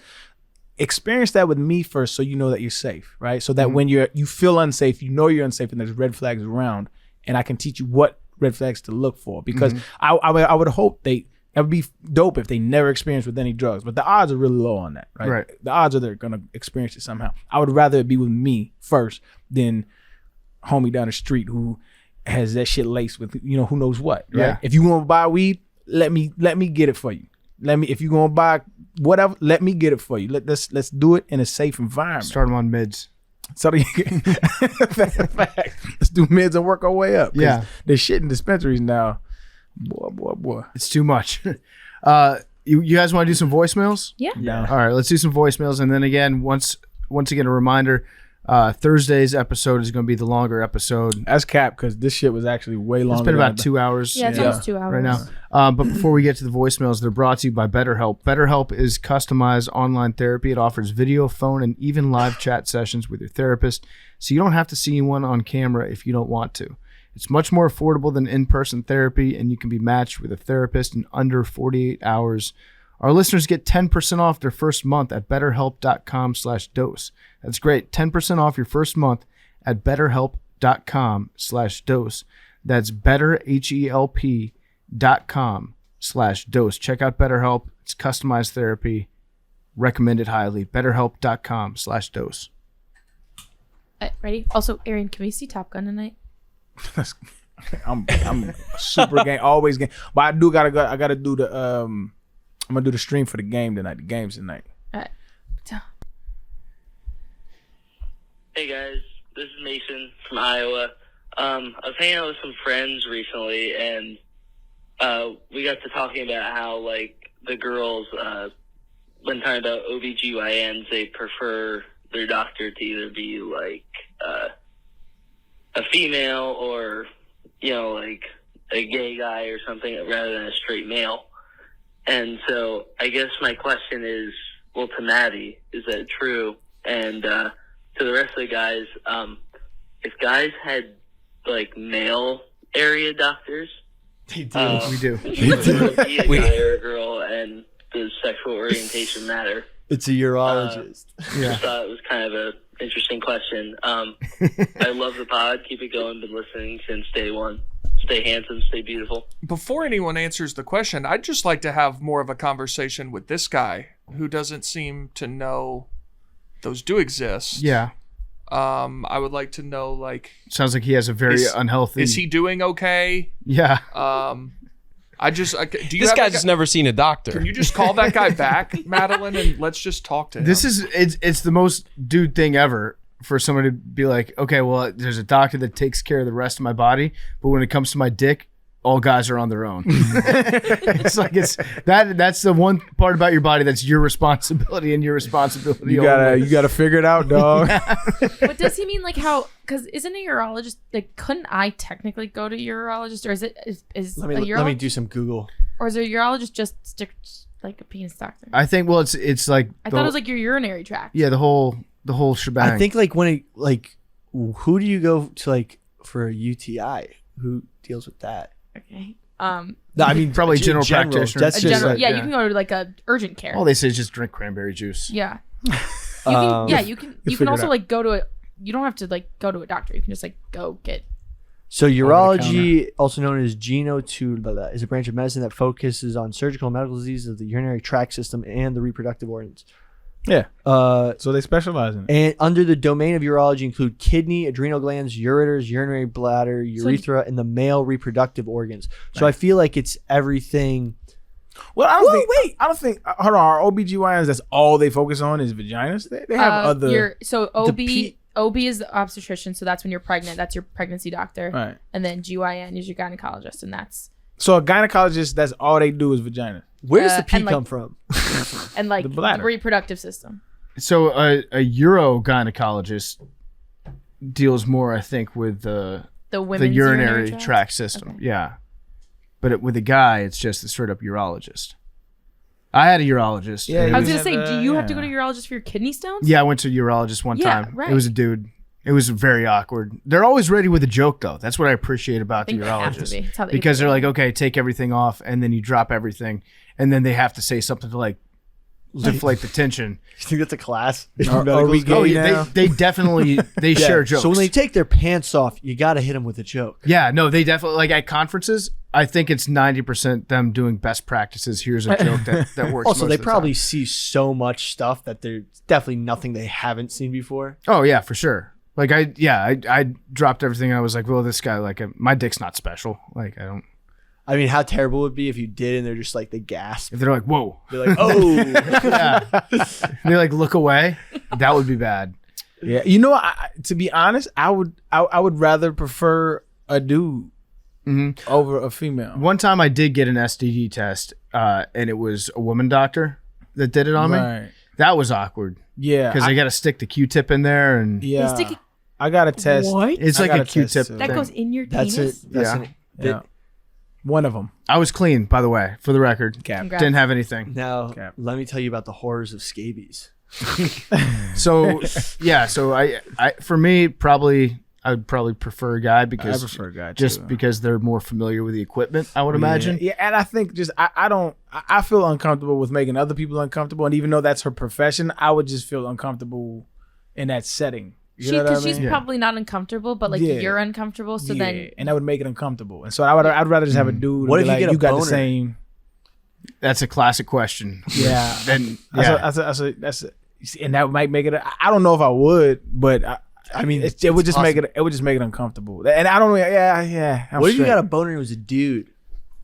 That would be Is what it is. Yeah. man. Billy, it's Happy Pride Month. Happy Pride Month. I'm saying. learn a lot about yourself from that. Mad Dog, what's your opinion? Yeah, I wouldn't go to a male doctor for that. Yeah. Yeah. And to me, it just seems like a weird profession for a guy to Yeah. self-select into. Yeah. I'm really interested in the vagina. Yeah, I just love vaginas Or like, platonically. I also don't get. It's kind of what you said about like the equipment. Like if they're an OB and they have to deliver babies, like, dude, you can't even have one. Like that's crazy. I mean, I think that one's more. I think more guys are That makes obstetricians. that makes Well, more but that makes Men more can't sense have than like babies. let me just Men can't examine have one. babies. Please, please stop being hateful. Thank you, Big T. Sorry, but We need to just most do of the it. time Let's fire OBs off that episode. are like OB or gynecologists or OBGYNs. It's kind of like all one and the same. But I don't think I would feel comfortable going to see a guy doctor. Yeah. Also because they they can't relate to you. Also, I don't want them seeing all that. Yeah. Also, what if like you're going to an OB appointment, like and you're pregnant, and then your husband is there with you, but then your doctor is a man? Yeah, I don't want. That's technically a three-way. And you're like, Yeah. this guy's seen my wife's vagina a lot. That's Yeah. awkward. Yeah. It is. I don't like that. Yeah. Thank you for asking. I guess though. Good question, but go see your urologist. So that, yeah. Go check. Just like it sounds like you've never had a doctor look at your penis. Go get checked out, my dude. You should have it looked at least one time. I'm sure the guy has had one of the cough tests, right? He's Yeah. had to have had. That's it's like general. it's like a physical. that It's can like be a general, Yeah. where they grab. But that's turn what and I'm cough. saying. Like, How do you guys have to go? Not to ask a weird question. Do you guys have to go like on a routine basis to get yours checked out? I haven't been to the doctor in like 3 years. not unless there's anything abnormal. I don't really. Because like girls are on like a routine. Because of like cervical cancer and things like that. Yeah. Well, I think like y'all's pH is like a real thing, right? Yeah. Yeah, and so like you have to like manage your stuff more. Like for us, I think as long as there's anything abnormal, then we just fuck it. Then we'll keep, Like just you keep gotta rocking. go at 21 and get yourself started. I also think I that think in 40's the age where they say you got to start with the prostate check. Yep. Actually, dudes, if you're out there, research how to check for testicular cancer because you probably don't think about that, and you could really catch something early. And look at Billy help saving yourself. lives. Yeah. Yeah. If I can just like Grab your balls in the shower and then check for lumps. lumps, stuff. I also think that with guys, it's a little bit different than with girls. Girls, they go once every 6 months to check for like the diseases that could be cropping up. For guys, we don't really have to go unless there's a present issue. And we know when there's a present, because guys spend like 90% of our lives either thinking about or touching our own dicks. So it's like, okay, we can usually can catch sense a something pretty difference. early. Yeah. That's Yeah. a weird realization when you realize that you're really good at hand jobs. Well, also your everything's on the outside. Yeah, exactly. It's easier to check out, and guys just are more in tune with that.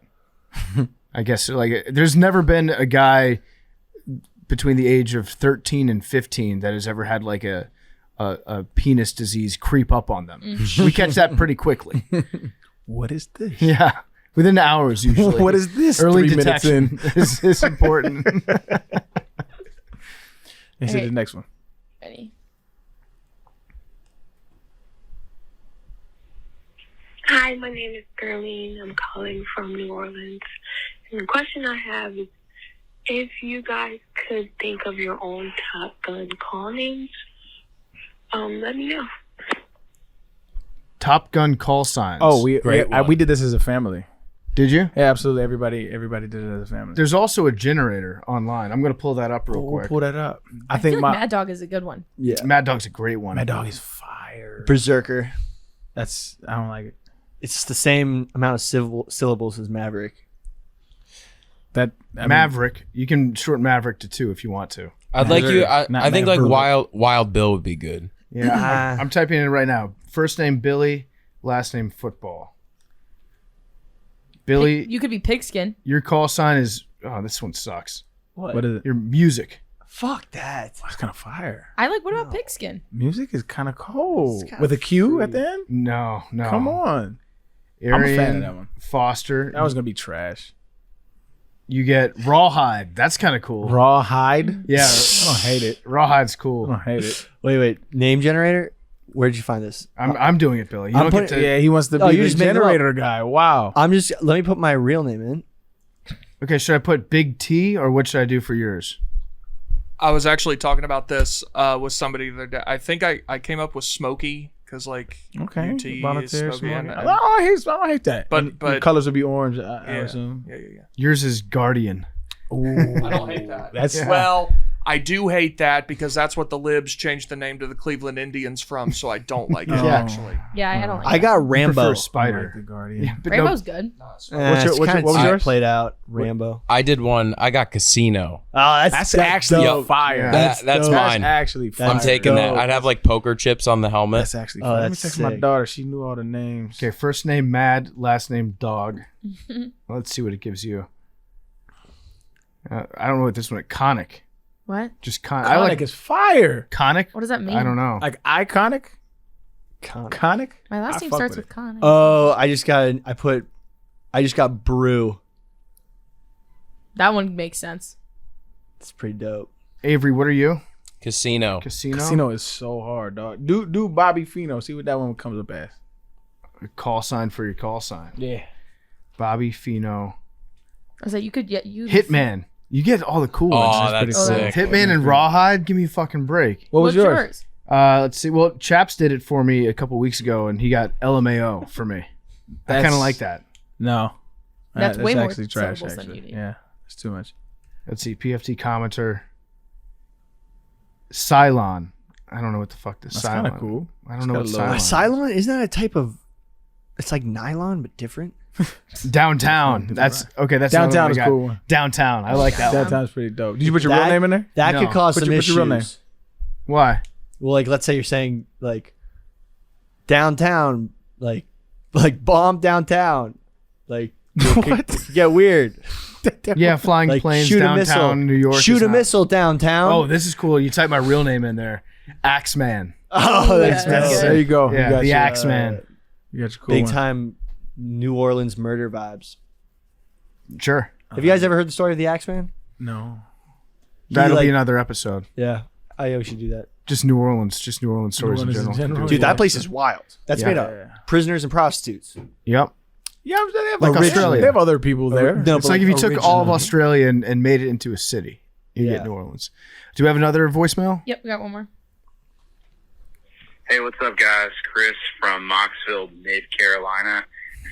I just wanted to ask you if you can legalize a federal law that doesn't involve drugs, what would it be? Fuck the Falcons, Big T, keep pounding. You guys stay handsome. Maddie and Arian, stay gorgeous. Real quick, before we answer that, my daughter texted me back, which is fucking cool, by the way, when your little seeds can start communicating with you wirelessly. So they named me Rubik's. I Oh, like that's because you know I could do cool. Rubik's. I liked Rubik's was Uh-huh. fire. We have the nickname for one of my sons is Duck, and so we just kept his Duck. Yeah, that's My other son Cairo, we named him Chess. Chess is fire. That's cool. I like Yeah. Chess. And the other one was Zenith. Ooh, I didn't hate Zenith. So they have some pretty cool ones. that's pretty good. Yeah, Yeah. that's a good family. You also named your kids cool things though too. I agree, except for one of them, which is why we call him Duck. But I wasn't involved in that process. Zenith helmets always enjoy the people that you have babies with. That would always help out. Yep, Little gem for y'all there. smart advice. Federal law that you would legalize. Federal law just that you reverse one. Federal crime that you would legalize. No, I think he's just saying What would you make legal? anything you could. Make legal. I that took isn't- legal. Yeah, I guess something you can make legal. Like Yeah. that. So what are you Or- thinking? But could you? Okay, so he said, yeah. So it has to be taking something that's currently illegal, and making it legal. Yeah, Got it. federally. I'll start it off. I'm going with the easy one. Drugs. No, he said no drugs. I mean, Oh, could shit. not have Well, He said more anything recently but or drugs. clearly said you My couldn't do that. daughter texted me as soon as so I was reading while he was saying He it. said anything but drugs. Anything with drugs? Okay, well let me go back into the Speeding. Ooh, I, I like know that. that- I know it's I bad. like no Autobahns. I'm with you. Yeah, like I'm with you. autobahns. Like I'm make with some you. place to really go fast. I'm with you. Really go fast. Well, I think what that does is, I think in general, speed limits works under the assumption that everybody wants to speed. That's not true. Not everybody wants to speed. Have a separate lane for the crazy fuckers, and the majority of the time they're just gonna be fine and they're just gonna speed, and they're used to it. And they'll go with the stream of traffic. 100%. Everybody else will kind of just do their own little thing. Also, I don't hate that. Also, the speeding limits used to be way higher, but they made them purposely lower so that they could get more tickets. Well, and also there was the whole interstate highway thing where I think that was tied into raising the drinking age too. Yeah. They raised it up to 21, and any states that wanted to hold out on it, they were like, okay, you can hold out on raising it, but we're not going to give you any money for your highways. So that's why New Orleans, I think Louisiana was like the last state to raise their speed limits up. I got another one. What would I? Okay. Open container. Yeah, I feel like having a beer while you drive is okay. No. I meant that. Open container law is not like on the street, not like, in the car. Not like a road pub. I should have. Answer me this: what's the difference between drinking one beer while you're in a car and having a beer at dinner and then getting in a car? It's probably safer to drink while you're in the car. Probably, yeah. Why is that? Because you haven't hit you yet. digested it yet. So if you have one beer in a restaurant, then like that's legal to do. I can go out right now, have a beer, and then get behind the wheel and drive. It's not a problem. Yeah, but you're also having food to offset it. That's also true. But not, yeah, you could go. I could go to a bar. More likely to though. Go to a bar, have a beer, But I'm saying like you should be able to. Well, drink in the back seat. no. The thing I was more talking about. Okay with that actually. I was more talking about like for example, we're going like let's say we go see a movie. I would like to like drink in the movie theater or drink on the way there. Or drink on the subway. Yeah, open containers in general outside, I think should be fine. I don't know why I've they're never not understood why, like, if you go to, like, you know, everywhere in New York now has the things outside. So, like, you can sit outside at that restaurant and drink, but then, like, you take it 2 steps away, and then it's like, you can't do They don't want drunk people walking around. Well, there's a lot worse than that going on. Buddy, you've been in New York City recently? Yeah. If they can do heroin, I should be able to drink a beer. Amen, brother. But also, I think they use that law to get homeless people off the streets. I think it's one of those. It ain't working. Yeah. It's true. I would make emoluments legal, so you should be able to bribe the president. You should be able to I'm listening. I don't know what I'd make legal. Insurrections. I think from time to time the tree of liberty must be refreshed with the blood of Shaken. tyrants. Facts. Yeah, I think we all hit on some good ones here. I think I'm gonna go stop signs. Fuck that. I hate that idea. Stop signs make me feel so. I've been living in a place where there's stop signs and there's not like crossing stuff. When I see that stop sign, I'm like, okay, like I can walk into the street and they have to stop. There's no ifs, ands, or buts. They see a stop sign, I can walk across the street without like. The yield doesn't mean don't stop. It means pay attention to your surroundings. People don't take it seriously enough. That's because they're all shitty drivers. Maybe if they update the yield sign to something a little more aggressive, I'd agree with you. But that stop sign, fucking Watch out, yield. bitch. I would make gambling more legal. So I agree with that. When if it you want to comes, fuck off your rent, fuck it off. yeah, when it comes to like a card game, you should be able to have like a neighborhood card game. You should be able to put one on in your house, invite all the neighbors over. Can you let not? them gamble? No, you can't do that. If you want to gamble on chess, if you want to gamble on dice, if you want to gamble on checkers, whatever it is, I feel like you should be allowed to gamble. Come on, in all every those things. state? Yeah, there are a lot of states that you can't. No, that's what I thought. It's not illegal Who's- across the but board. who's I gonna think it is. Who's gonna Yeah, I stop believe it? so. Really? Yeah. Also, at a bare Damn. minimum, I any grew up state doing that. any state that has a lottery, sports gambling, and like casino gambling should have to be legal. Yeah, I agree. I think players should be math able to bet teacher. on themselves. I like that too. had a math teacher who was going like he had like a high stakes card game that like was kind of not just amongst friends. It was like an invite only type thing. And he like we had a test that day, and the night before he got arrested at the card game, and we didn't have the test. That's fire. Yeah, it was sick. That is pretty cool. That's fire. My answer is I would make, if you're a government official, sending tens of thousands of emails with classified government secrets on a private email server, I would make that illegal. Prelude. Segue. That sounds Prelude. like a reasonable law. I think we can all get behind that. Body cams On everyone. on no, not private citizens, government officials. That would be something. Have senators strapped up with a body cam all the time. Just strapped Joe, up. Bill Clinton, POV. Yeah, I need to see it. Let me see that ML footage. that would be sick. Madison Cawthorn and Hunter Biden in a hotel room. Get all that footage. Somebody got to explain it to me, maybe off camera, but this Hunter Biden obsession. Like, what the fuck did he do? I have not cared enough to look into it. He just loves Have you crack. seen the photos? I have not looked in. Okay, I hear He's a crack enthusiast. conservatives talk about him like he has given government secrets to China or some shit. Ukrainian oligarchs. Ukraine. He His is a- daughter's really funny on TikTok. He loves crack. Loves it. Like for real? He loves crack. You won't find a bigger crack guy than I don't Hunter understand. Biden. Why is he doing crack? Listen, Because he loves it. I mean, why is he just think about it though. Think about it. Like, Though. why did you buy frogs today? I mean, think about it. I mean, think about it. You to frogs is actually exactly Like, analogous to Hunter drugs Biden. get a bad rap because they ruin people's lives, but they're great. They make you feel amazing, which is why they ruin people's lives. You can't say no. Can we have a pact? If I'm on my deathbed and like I'm terminal, can you guys sneak some of the craziest drugs into the hospital so I Yes. can try them before I die? Yes. Why don't you just do it? Stop being a pussy. Because I don't want to try crack and get addicted. Fair. Billy as a crackhead would be awesome content, though. That'd be terrible. How much more could you possibly lie? We would find out.